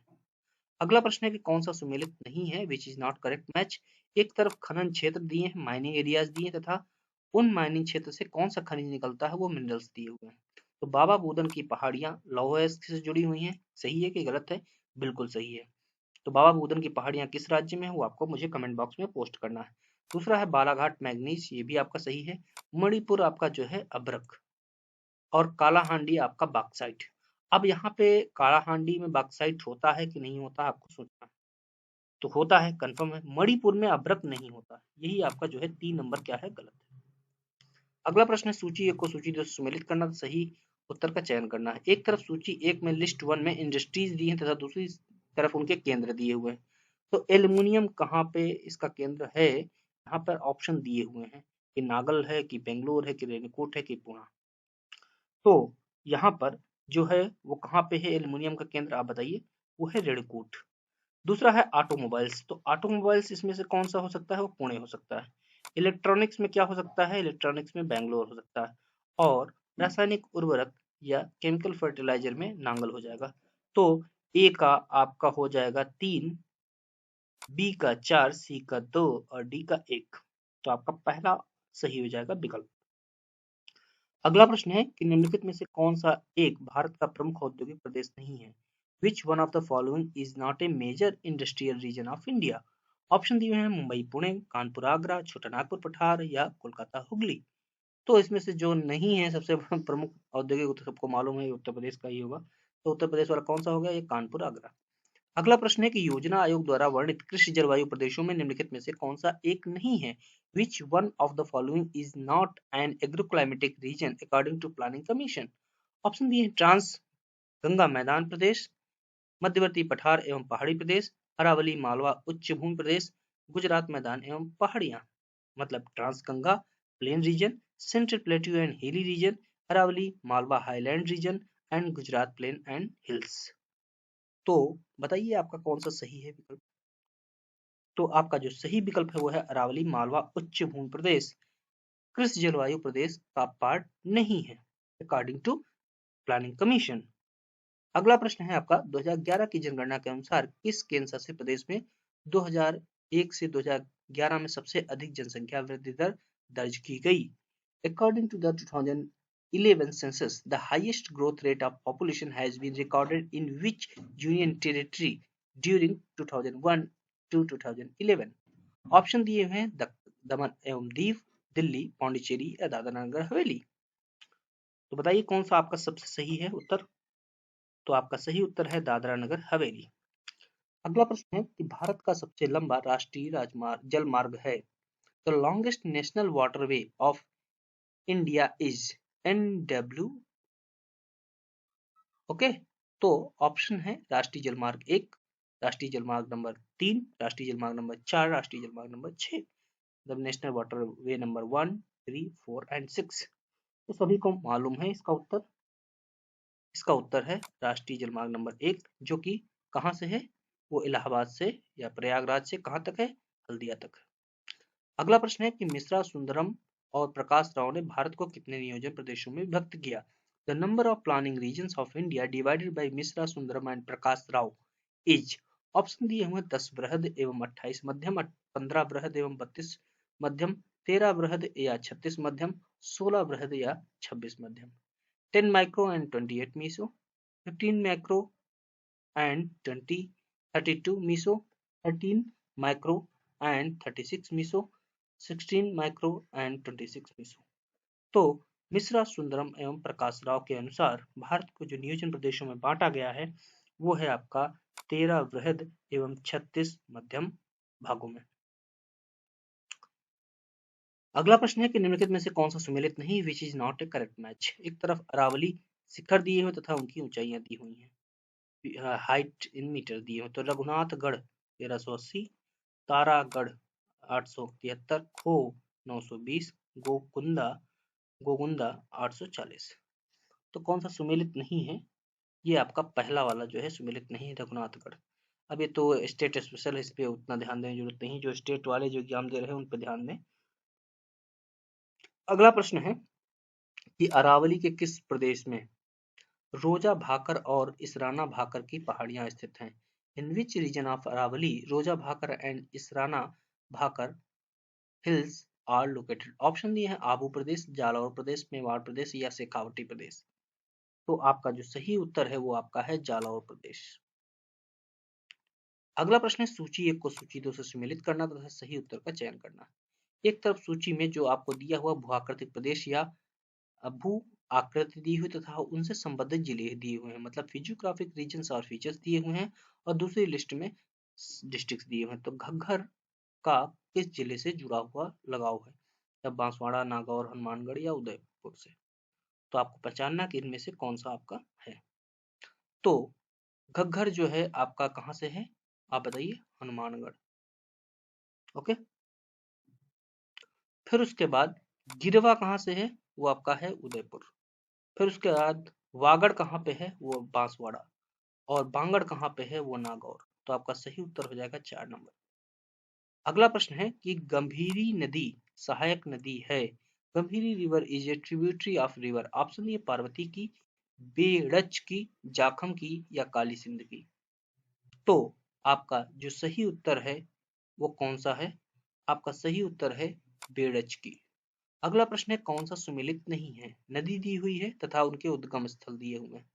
बनास खमनौर की पहाड़ियां, बाणगंगा बैराट की पहाड़ियां, बेड़च मुकंदरा की पहाड़ियां और कांतली खंडेला की पहाड़ियां। तो कौन सा सुमेलित नहीं है? तो जो सुमेलित नहीं है वो आपका है बेड़च मुकंदरा की पहाड़ियां। ओके, अब इस वीडियो का अंतिम प्रश्न हम लोग देख लेते हैं कि थार्नमेट के वर्गीकरण के अनुसार राजस्थान के कौन से जिले DBW प्रकार के जलवायु में सम्मिलित हैं?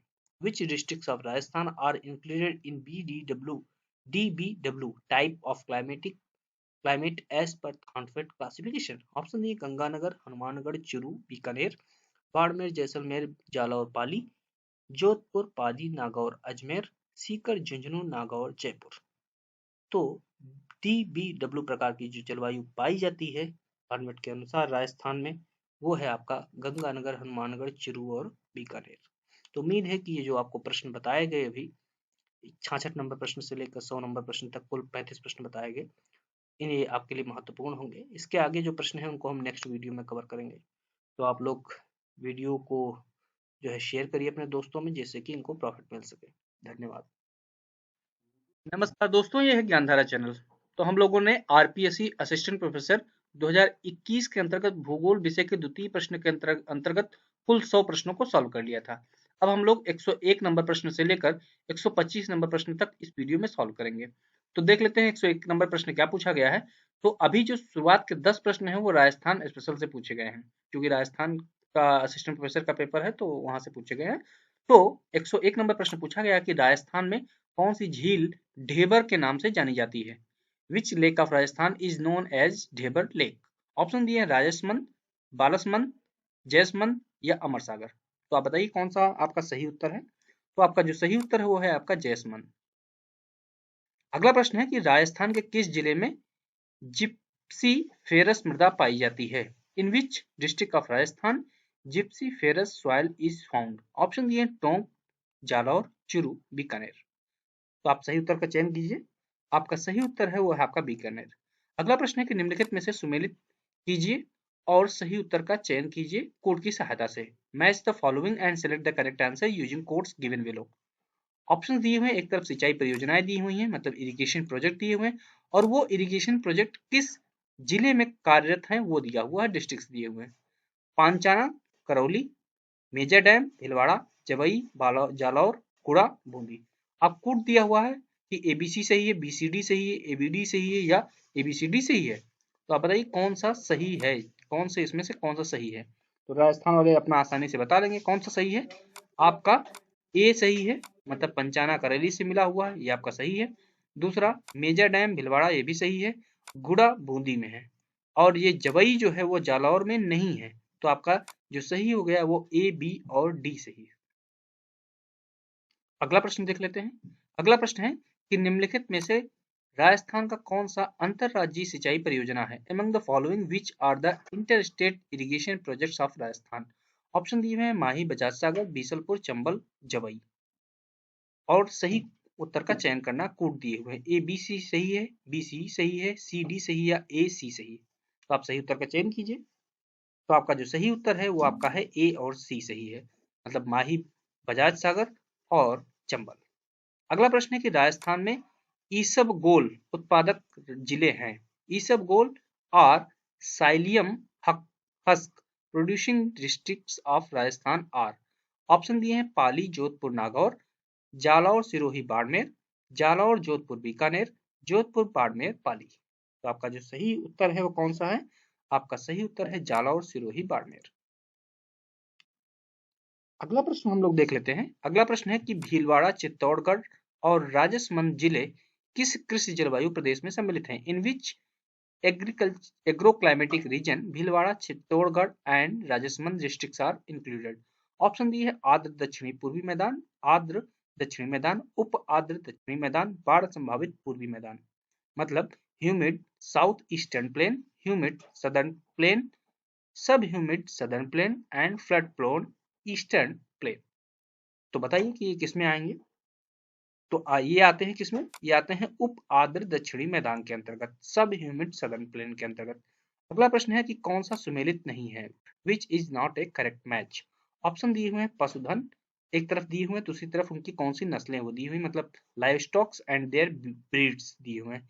तो भेड़, चोकला, ऊंट, गोमट, बकरी, खेमी, भैंस, सुरती। तो ये कौन सी मतलब है जो जोड़ा नहीं मिला हुआ, वो आपसे पूछा गया। तो बकरी जो है खेरी प्रजाति की नहीं होती, उसकी नस्ल नहीं होती।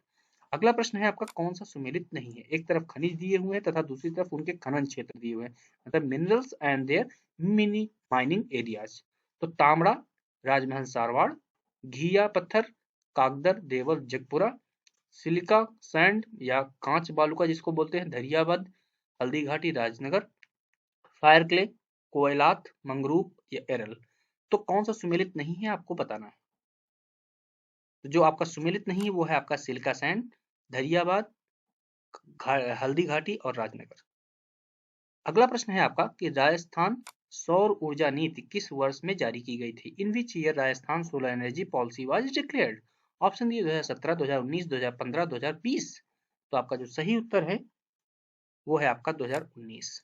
अगला प्रश्न है कि राजस्थान में पहली पवन ऊर्जा परियोजना है। The first wind energy project of Rajasthan is. Option दिए हुए अमर सागर पवन ऊर्जा परियोजना, दूसरा है देवगढ़ पवन ऊर्जा परियोजना, तीसरा है बीथड़ी या बीथड़ी पवन ऊर्जा परियोजना, अगला है मोकला पवन ऊर्जा परियोजना। तो आपका जो सही उत्तर है वो कौन सा है? आपका जो सही उत्तर है वो है अमर सागर पवन ऊर्जा परियोजना। वो राजस्थान की पहली पवन ऊर्जा। ओके। अगला प्रश्न है कि कौन सा सुमेलित नहीं है? एक तरफ उद्योग दिए हुए हैं, इंडस्ट्रीज दी है तथा वो किस स्थान पर स्थित है उनकी लोकेशन दी हुई है। तो sodium sulphate Didwana, tyre and tube Alwar, विद्युत मीटर जयपुर, रासायनिक उर्वरक मोड़क। तो कौन सा सुमेलित नहीं है? तो जो आपका सुमेलित नहीं है वो आपका है रासायनिक उर्वरक मोड़क। अगला प्रश्न हो गया आपका कि निम्नलिखित में से कौन सी भू पर्यटन की स्थली नहीं है? Among the following which is not a site of geotourism? Option दिए हैं राष्ट्रीय मरु उद्यान, पुष्कर झील, चूलिया जलप्रपात, नथमल की हवेली। तो आप बताइए कि इनमें से कौन सा जो है भू पर्यटन स्थली नहीं है। तो आपका जो नथमल की हवेली है ये जियो टूरिज्म साइट नहीं है, जबकि राष्ट्रीय मरुद्यान पार्क मतलब national desert park, Pushkar lake और चूलिया वाटरफॉल ये क्या है? ये तीनों के तीनों जो है जियो टूरिज्म स्पॉट्स है। अगला प्रश्न है 2011 की जनगणना के अनुसार राजस्थान के कौन से जिलों में उनकी कुल जनसंख्या के 5% से कम अनुसूचित जाति की जनसंख्या अंकित की गई है? According to the 2011 census, which districts of Rajasthan have recorded less than 5% scheduled caste population in their total population? Option दिए जैसलमेर, जोधपुर, उदयपुर, प्रतापगढ़, डूंगरपुर और बांसवाड़ा, चित्तौड़गढ़ और राजसमंद। तो आपका जो सही उत्तर है वो आपका है डूंगरपुर बांसवाड़ा। अगला प्रश्न है कि निम्नलिखित में से कौन सा सुमेलित नहीं है? Which is not A correct match. एक तरफ संरक्षित क्षेत्र दिए हुए हैं मतलब कंजर्वेशन रिजर्व्स दिए हुए हैं तथा दूसरी तरफ किस जिले में स्थित है उनकी स्थिति दी हुई है। तो सुंडा माता, जालौर सिरोही, साकम्भरी, जोधपुर, रोटू, नागौर, जोहड़ बीड़, गाड़ावाला, बीकानेर। तो आप बताइए कौन सा सही सुमेलित नहीं है? तो आपका हो गया साकम्भरी जोधपुर। तो इस तरह के प्रश्न जो भी हैं आपके वो जो राजस्थान के रहने वाले हैं जो उसकी स्पेशली जीएस जानते हैं वही कर सकते हैं। तो अभी तक ये था, वो कंप्लीट हो गया है। आपके ये 14 प्रश्न थे जो कि राजस्थान से जुड़े हुए थे। अब इसके आगे भूगोल के कोर एरिया से प्रश्न पूछे जा रहे हैं कि कौन सी अर्थव्यवस्था स्थानिक संगठन पर आधारित नहीं है। The economy which is not based on spatial organization is. Option दिए बंद अर्थव्यवस्था, नियंत्रित अर्थव्यवस्था, खुली अर्थव्यवस्था, अंतरखंडीय अर्थव्यवस्था मतलब closed economy, controlled economy, open economy and intersectoral economy. तो स्थानिक संगठन पर आधारित कौन सी अर्थव्यवस्था नहीं है? तो बताइए कौन सी है? तो आपकी जो नियंत्रित अर्थव्यवस्था है वो स्थानिक संगठन पर आधारित नहीं है। अगला प्रश्न है कि कौन सा सुमेलित नहीं है? Which is not correct match. एक तरफ आर्थिक क्रियाओं की श्रेणियां दी हुई हैं, इकोनॉमिक एक्टिविटीज मतलब कैटेगरीज ऑफ इकोनॉमिक एक्टिविटी दी है तथा दूसरी तरफ उनकी क्रिया दी हुई है, एक्टिविटी दी हुई है। तो तृतीयक में व्यवसाय आता है कि नहीं आता है आपको सोचना है। तहसीली मतलब बिजनेस, तृतीयक में निर्वाहक कृषि, तो उसके बाद है आपका प्राथमिक शिकार एवं एकत्रीकरण, चतुर्थक में सूचना एवं शोध प्रबंध। तो आपका जो ये दूसरा नंबर है यही आपका गलत हो जाता है क्योंकि एग्रीकल्चर जो है ये मतलब कि जो सब्सिस्टेंस एग्रीकल्चर है वो आता है आपका द्वितीयक मतलब प्राथमिक आर्थिक क्रिया में, ना कि द्वितीयक आर्थिक क्रिया में। द्वितीयक में सभी इंफ्रास्ट्रक्चरल एक्टिविटीज आती हैं। ओके, सभी इंडस्ट्रीज आती हैं। तो आपका यही गलत हो जाएगा। और जो टर्शियरी एक्टिविटी उसमें बिजनेस हो गया, सर्विसेज हो गया, ट्रांसपोर्ट हो गया, सब आता है। प्राथमिक वाले में तो आपका जो है सब मिला हुआ है। अगला प्रश्न है कि खनिज और उनके प्रमुख खनन क्षेत्रों को सुमेलित करना है। Match the minerals and their mining areas एक तरफ खनिज दिए हुए मतलब मिनरल्स दिए तथा दूसरी तरफ जो है प्रमुख खनन क्षेत्र दिए हुए मेजर माइनिंग रीजन्स दिए हुए। लौह अयस्क, निकिल, कॉपर, मैग्नीज और जो खनन क्षेत्र है वो सडबरी, चायतुरा, सुपीरियर लेक और चुकी कमाटा। तो आपको इसमें से मिलाना है, इसमें से आपके सब नोन है, कोई बहुत नया नहीं है। तो लौह अयस्क किससे जुड़ा हुआ वो आपको सबसे पहले बताना है। तो लौह अयस्क आपका क्या है, लेक सुपीरियर के इलाके का है, आपको मालूम है कि शिकागो वाला क्षेत्र है। जो निकिल है वो आपका क्या है, सडबरी वाला इलाका है, कंफर्म है। कॉपर जो है वो आपका चुकी कमाटा है और जो मैग्नीज है वो आपका चायतुरा क्षेत्र है। ओके, अब आपका काम है कि ये जो क्षेत्र है ये कहाँ कहाँ किस किन देशों में पाए जाते हैं आपको बताना है। अभी हमने मिला दिया है कि लौह अयस्क मतलब कि ए का तीसरा, तो ए का तीसरा वाला कौन सा इलाका है, ये आपका तीसरा नंबर ऑप्शन सही हो जाएगा। ए का तीसरा, बी का पहला, सी का चौथा और डी का दूसरा। ओके, अगला प्रश्न आपसे पूछा गया है कि निम्नलिखित कथनों पर का स्थानिक बंद अर्थव्यवस्था के संदर्भ में विचार कीजिए। Consider the following statements regarding specially closed economy. Option दिए हुए अन्य प्रदेशों से पृथक, isolated with the other regions. Number 2, अपनी आवश्यकताओं को पूर्ण करना, fulfil their own needs. Number 3, परिवहन के साधनों से जुड़े होना, linked with transport network. Number 4, सभी सेवाएं इकाई में से ही प्राप्त करना, acquire services entirely with in the unit. और आपसे पूछा गया है कि अपने उत्तर का चयन कीजिए, select the correct answer using codes given below. तो अब आप देख लीजिए कि कोड्स क्या दिए हैं कि केवल ए सही है, ए बी सी सही है, बी सी सही है या ए बी डी सही है। तो आप बताइए कि ये जो आपके 4 स्टेटमेंट दिए हुए हैं उनमें से स्थानिक बंद अर्थव्यवस्था के संदर्भ में कौन सा सही है। तो आप सोचिए, तो आपने सोच लिया होगा आपका जो सही है वो आपका कौन सा, पहला कि अन्य प्रदेशों से पृथक, ये आपका सही है। फिर उसके बाद आपका अपनी आवश्यकताओं को पूर्ण करना, ये भी आपका सही है। और सभी सेवाएं इकाई से प्राप्त करना, मतलब ए बी और डी सही है, सी आपका ऑप्शन नहीं सही है। अगला प्रश्न है उपयोगिता पर आधारित संसाधनों का कौन सी श्रेणी नहीं है, which is not A category of resources based on their utility. Option दिए हैं अप्रयुक्त संसाधन, अप्रयोजनीय संसाधन, सर्वसुलभ संसाधन, शक्ति या संभावित संसाधन, मतलब unused resources, unusable usable resources, ubiquities resources and potential resources. तो उपयोगिता पर आधारित संसाधनों में की श्रेणी में जो नहीं है वो आपका हो गया सर्वसुलभ संसाधन। अगला प्रश्न है सूची 1 को सूची 2 से सम्मिलित करना तथा सही उत्तर का चयन करना कोड की सहायता से। Match list 1 with list 2 and select the correct answer using codes given below. सूची 1 में दिया हुआ है श्रेणी मतलब उसकी कैटेगरी दी है तथा सूची 2 में उनके रिसोर्सेज दिए हुए हैं, संसाधन दिए हुए हैं। तो श्रेणी 1 में दिया हुआ परिरक्षणीय संसाधन, संचित संसाधन, अपरिवर्तनीय संसाधन और पुनर्नवीकरणीय संसाधन। ठीक है, तो आइए हम लोग देख लेते हैं कि पुनर्रक्षणीय संसाधन मतलब कि मेंटेनेबल रिसोर्सेज कौन से हैं, कौन सा है, कोयला है, जल है या मृदा उर्वरता है या वन है। तो बताइए कौन सा है आपका परिरक्षणीय संसाधन, तो आपका ये हो जाएगा वन। ओके, आप इसको ए को 4 से मिला देंगे। फिर उसके बाद आपका है संचित संसाधन मतलब फंड रिसोर्सेज, वो कौन सा हो सकता है,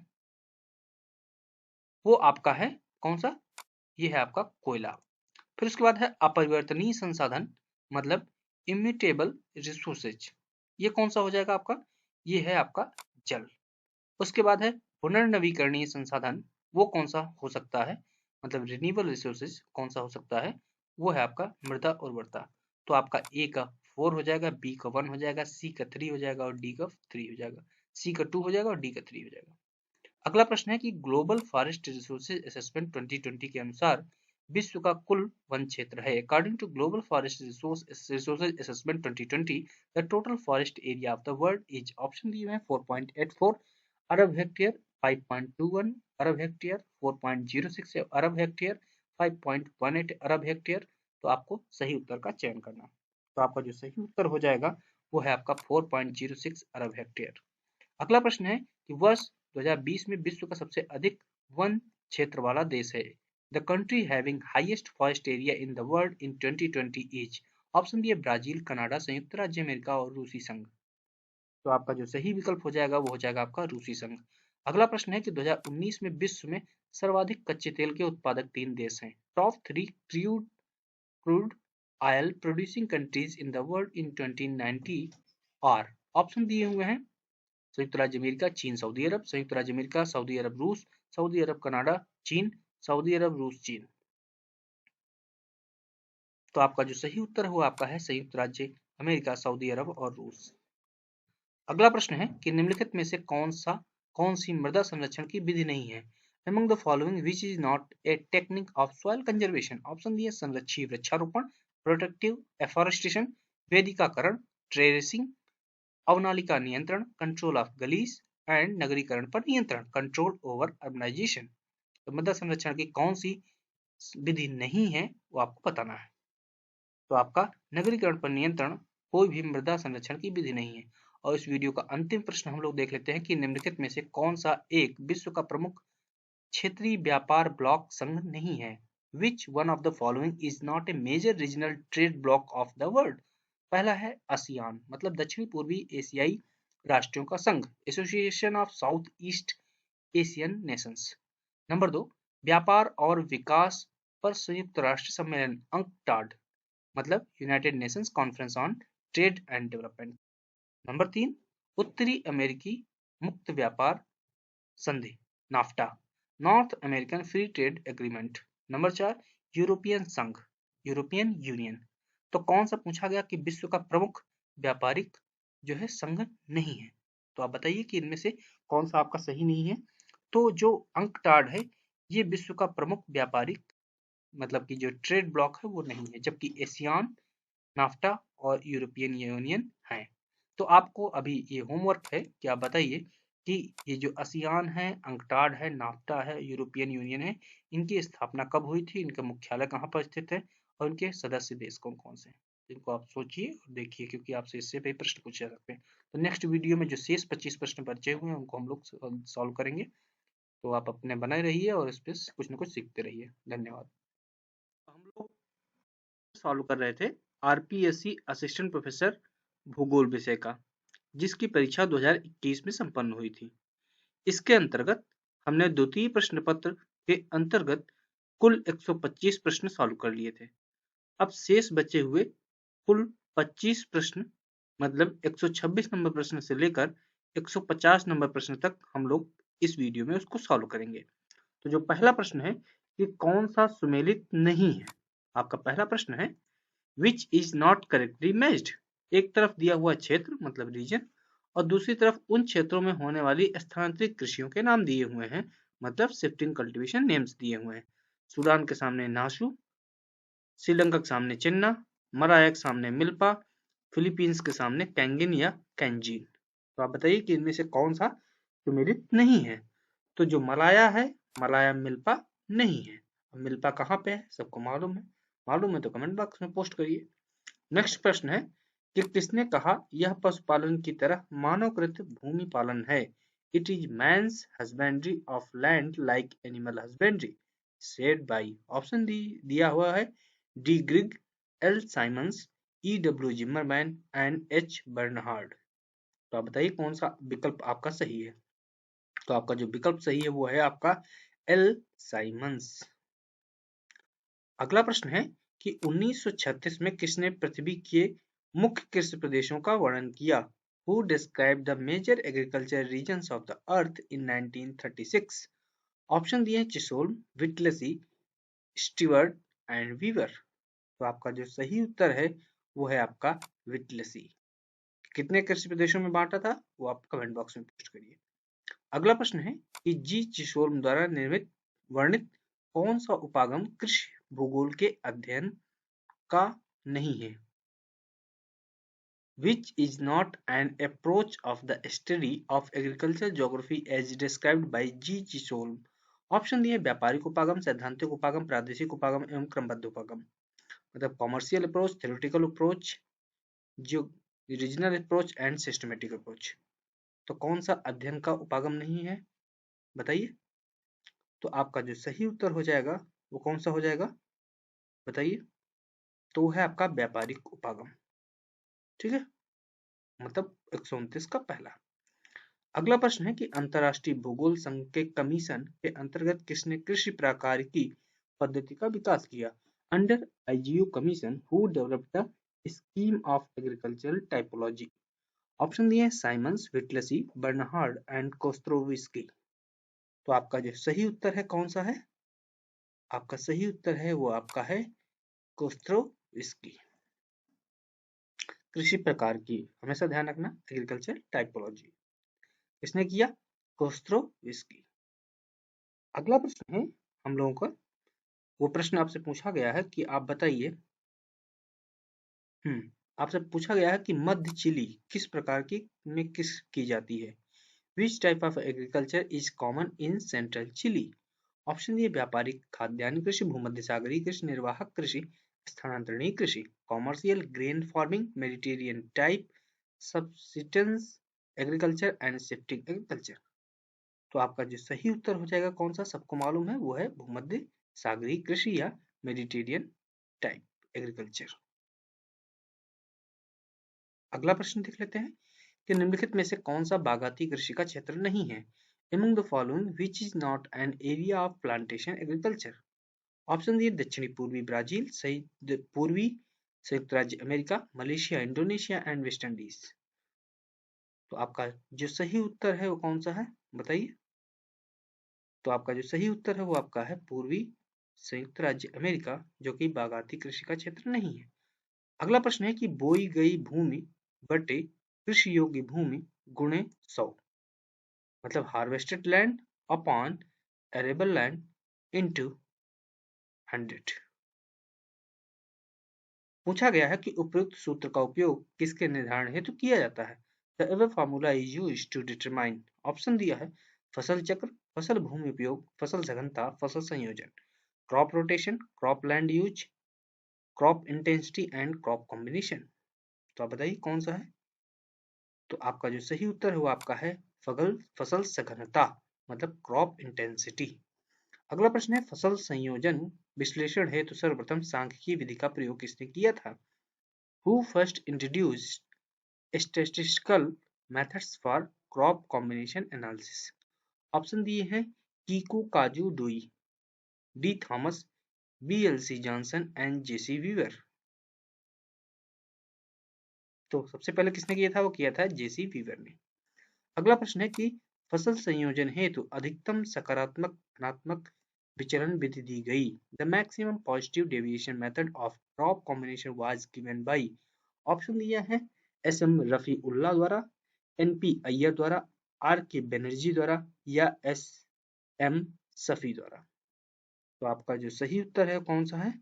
वो है आपका एस एम रफी उल्ला द्वारा फसल संयोजन हेतु धनात्मक विचलन विधि दी गई। अगला प्रश्न है कि कौन सा सुमेलित नहीं है? Which is not A correct match. एक तरफ दिया हुआ है कृषि उत्पादकता ज्ञात करने की विधियां तथा दूसरी तरफ दिया हुआ उनके प्रतिपादक, मतलब methods of calculation of agriculture productivity and their proposers. पहला है प्रति इकाई क्षेत्र उत्पादन, कोटि गुणांक पद्धति, जनसंख्या के संदर्भ में भूमि की वहन क्षमता, उत्पादकता सूचकांक। मतलब देख लेते हैं कि जो प्रति इकाई क्षेत्र उत्पादन है, मतलब आउटपुट पर यूनिट एरिया, इसके प्रस्तावक कौन है? ये चार आपके सामने हैं, J K Zipf, Kendall, Stamp and Shafi. तो इसमें अब देखना कि कौन सा सुमेलित नहीं है, यहाँ पे ये ध्यान देना। तो प्रति इकाई क्षेत्र उत्पादन क्या जेके जिफ ने दिया था? आप सोचिए। उसके बाद कोटि गुणांक पद्धति कैंडल, तो कोटि गुणांक पद्धति तो कैंडल ने दिया था, ये कंफर्म है। अगला है जनसंख्या के संदर्भ में स्टाम्प भूमि की वहन क्षमता, ये भी आपका स्टाम्प ने दिया था, मतलब कि carrying capacity of land in terms of population. अगला है उत्पादकता सूचकांक, मतलब प्रोडक्टिविटी इंडेक्स, जो कि एम सफी महोदय ने दिया था, एस एम सफी ने। तो कौन सा सुमेलित नहीं? तो पहला वाला ही सुमेलित नहीं है, प्रति इकाई क्षेत्र उत्पादन, जिसे जेके जिफ ने नहीं दिया था। अगला प्रश्न है कि निम्नलिखित में से कौन कृषि प्रदेशों की सीमांकन से संबंधित नहीं है? Among the following who is not associated with delimitation of agricultural regions? Option दिए हुए हैं के कवाची, रेकिट, निको, जेलबक एंड हेलबर्न। तो कौन सा संबंधित नहीं है बताइए? तो आपके जो जेल बक हैं वो कृषि प्रदेशों के सीमांकन से संबंधित नहीं है। अगला प्रश्न है कि निम्नलिखित में से कौन सा कथन सस्य वैविध्य के संदर्भ में सही नहीं है? Which statement is not true regarding crop diversification. पहला स्टेटमेंट है कि यह विभिन्न फसलों के मध्य प्रतिस्पर्धा को बताता है। It reflects competition between different crops. Number 2, यह शस्य विशेषीकरण के विपरीत होता है। It is opposite to crop specialisation. तीसरा है, इसे शस्य सांद्रता के नाम से भी जाना जाता है। It is also known as crop concentration. चौथा है, भाटिया व जसबीर ने इसके मापन हेतु सूत्र दिए। Bhatia and Jasbir gave formulas to calculate it. तो शस्य वैविध्य के संदर्भ में कौन सा सही नहीं है, आप बताइए। तो इसमें जो इसे शस्य सांद्रता के नाम से भी जाना जाता है, ये आपका गलत है। ओके। अगला प्रश्न है कि वान थ्यूनन के अनुसार क्षेत्रीय व्यवस्था में कौन से तथ्य उत्पादन को निश्चित करते हैं। According to von Thunen, which facts determine the production in a regional setup.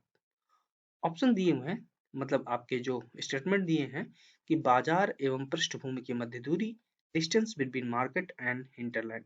Number 2, श्रम उपलब्धता, लेबर अवेलेबिलिटी। नंबर 3, बाजार कीमतें एवं लागत, market price and cost. Number 4, परिवहन लागत, ट्रांसपोर्ट कॉस्ट। पूछा गया है कि अपने उत्तर का चयन नीचे दिए गए कोड की सहायता से कीजिए। Select your answer using codes given below. अब ऑप्शंस में देख लीजिए कि ABC सही है, ACD सही है, BCD सही है या ABCD सही है। तो वान थ्यूनन के अनुसार जो क्षेत्रीय व्यवस्था में तथ्य हैं उत्पादन को जो निश्चित करते हैं वो कौन कौन से हैं, वो है आपके कौन से, वो है आपके श्रम उपलब्धता, बाजार कीमतों की लागत एवं परिवहन लागत, मतलब BCD। अगला प्रश्न है कि विश्व में हरित क्रांति के प्रारंभ का श्रेय जाता है। The credit of the beginning of green revolution in the world goes to। Option दिए William Gaud, Norman Borlaug, MS Swaminathan and H Clark. तो आपका जो सही उत्तर है वो है आपका नॉर्मन बोरलॉग। विलियम गेट महोदय ने हरित क्रांति शब्द दिया था और भारत में हरित क्रांति का जनक कौन है, वो MS स्वामीनाथन। अगला प्रश्न है कि उद्योगों के स्थानांतरीकरण का प्रधान कारक नहीं है, कौन सा नहीं है। Which is not a primary factor of the localization of industries। Option दिए कच्चा माल, ऊर्जा संसाधन, जल आपूर्ति, परिवहन, मतलब raw material, power resources, water supply and transportation. तो बताइए कौन सा प्राथमिक कारक नहीं है या प्रधान कारक नहीं है। तो इनमें से आप देख लीजिए, चारों में से जो सबसे महत्वपूर्ण हो वो है आपका परिवहन। अगला प्रश्न है कि बाजार की कौन सी विशेषताएं उद्योगों के स्थानांतरीकरण को प्रभावित करती है। Which market characteristics affects the localization of industries। Option दिए हुए हैं आपके कि उत्पादक एवं उपभोक्ता के मध्य सीधा संबंध, direct contact with producer and consumer. Number 2, सस्ते मूल्य की वस्तुएं, लो प्राइस गुड्स। नंबर 3, शीघ्र खराब होने वाली वस्तुएं, पेरिशेबल आइटम्स। नंबर 4, बाजार क्षेत्र का आकार, size of the market area. पूछा गया है कि उत्तर का चयन नीचे दिए गए कोड की सहायता से कीजिए। Select your answer using codes given below. आपसे पूछा गया कि ABC सही है, BCD सही है, ABD सही या ABCD सही है। तो बाजार की कौन सी विशेषताएं जो उद्योगों के स्थानांतरीकरण को प्रभावित करती है, इन चारों विकल्पों को आप ध्यान से देखिए और सही उत्तर का चयन करने का प्रयास कीजिए। तो आप देखेंगे तो ये चारों के चारों जो है आपके विकल्प सही है। ओके। अगला प्रश्न है आपका कि industrial location and economic geographical analysis पुस्तक के लेखक कौन है। Who is the writer of the book industrial location and economic geographical analysis. Option दिए EM Hoover, DM Smith, Holder and Lee, PE Lloyd. तो ये जो बुक लिखी थी ये लिखी थी आपकी DM स्मिथ महोदय ने। ओके। अगला प्रश्न है 144 नंबर, इनमें में से किसने उद्योग अवस्थिति सिद्धांत नहीं दिया। Who is not associated with development of theories of industrial location। Option दिए हैं DM Smith, Tord Palander, EM Hoover और लुइस। तो इसमें से लुइस जो है उद्योगों की अवस्थिति सिद्धांत से संबंधित नहीं थे। अगला प्रश्न है कि वेबर के अनुसार औद्योगिक स्थिति का सबसे शक्तिशाली निर्धारक है। According to Weber, the most powerful determinant of industrial location is। Option दिए हैं बाजार, परिवहन लागत, प्रौद्योगिकी, कच्चे माल का स्रोत, market, transportation cost, technology and source of raw material. तो आपका जो सही है वो है आपका परिवहन लागत। अगला प्रश्न है कि लॉस का औद्योगिक अवस्थित सिद्धांत आधारित है। The loss theory of industrial location is based on. Option दिया है कुल उत्पादन लागत पर, टोटल प्रोडक्शन कॉस्ट, नंबर 2 ऊर्जा के स्रोत पर, सोर्स ऑफ पावर, नंबर 3 परिवहन पर, ट्रांसपोर्टेशन, नंबर 4 श्रम पर या लेबर। तो लॉस का जो औद्योगिक अवस्थिति सिद्धांत आधारित था वो था आपका किस पर आधारित था, वो था कुल उत्पादन लागत पर। अगला प्रश्न है कार्लो सावर के अनुसार निम्नलिखित में से कौन सा सांस्कृतिक भूगोल का अंतर तत्व नहीं है, which is not an element of cultural geography according to Carlo Sauer. Option दिए सांस्कृतिक समस्याएं, सांस्कृतिक इतिहास, सांस्कृतिक भूदृश्य, सांस्कृतिक आंदोलन, cultural problems, cultural history, cultural landscape and cultural movements. तो कौन सा सांस्कृतिक भूगोल का अंतर तत्व नहीं है, वो है आपका कौन सा, वो है आपका सांस्कृतिक आंदोलन। 148 नंबर प्रश्न पूछा गया है कि संयुक्त राज्य अमेरिका का कौन सा औद्योगिक प्रदेश नहीं है, which is not an industrial region of USA. Option दिए हुए मिशिगन झील प्रदेश, नंबर 2 सेंट लॉरेंस घाटी प्रदेश, नंबर 3 दक्षिणी आपलेशियन प्रदेश और चौथा डेट्रॉइट प्रदेश। तो संयुक्त राज्य अमेरिका का जो औद्योगिक प्रदेश नहीं है वो है आपका सेंट लॉरेंस घाटी प्रदेश। अगला प्रश्न है 149 नंबर, कौन सा सुमेलित नहीं है, which is not A correct match. एक तरफ औद्योगिक प्रदेश दिए हुए हैं, इंडस्ट्रियल रीजन है, तथा दूसरी तरफ वो इंडस्ट्रियल रीजन किस देश में स्थित है वो दिया हुआ। तो हैम्बर्ग जर्मनी, क्या ये स्थित है, आप बताइए। सही है। अगला है लोम्बार्डी, इटली में है, ये भी सही है। लॉरेन बेल्जियम, तो लॉरेन तो बेल्जियम में नहीं है, तो फ्रांस में है, तो यहीं पे ये आपका क्या हो जाएगा, गलत हो जाएगा। और बर्मिंघम तो आपको मालूम है कि यूनाइटेड किंगडम में है। और अंतिम प्रश्न इस द्वितीय प्रश्न पत्र के जो भूगोल विषय का है, असिस्टेंट प्रोफेसर आरपीएससी 2021 का, वो है कि औद्योगिक खतरों में सम्मिलित है। The industrial hazard consist of. Option दिए हुए हैं विस्फोटक, वायु प्रदूषण, विषैली गैसों या रासायनिक बहाव या आग, explosion, air pollution, toxic gas और केमिकल रिलीज, फायर। पूछा गया है कि अपने उत्तर का चयन नीचे दिए गए कोड से कीजिए। Select your answer using codes given below. ABC सही है, ACD सही है, BCD सही है, ABCD सही है। तो औद्योगिक खतरों में सम्मिलित क्या नहीं है, बताइए कौन सा सम्मिलित है, सही उत्तर पूछा गया है। तो जो सम्मिलित है वो सभी सम्मिलित हैं ABCD, मतलब विस्फोटक, वायु प्रदूषण, विषैली गैस या रासायनिक बहाव और आग। तो उम्मीद है कि आपने RPSC assistant professor college lecturer के लिए जो 2021 का भूगोल का प्रश्न पत्र पूछा गया था, प्रथम प्रश्न पत्र और द्वितीय प्रश्न पत्र, जिसमें कुल मिलाकर 150 प्लस 150 कुल 300 प्रश्न थे, और इसके अलावा ढेर सारे और प्रश्नों पर हम लोगों ने डिस्कस किया। तो ये पूरा हुआ। अब हम लोग एक नया प्रश्न पत्र लेंगे और उस पर वीडियोस बनाएंगे। ठीक है, तो उम्मीद है कि इन वीडियोस का आपको प्रॉफिट मिल रहा होगा। धन्यवाद।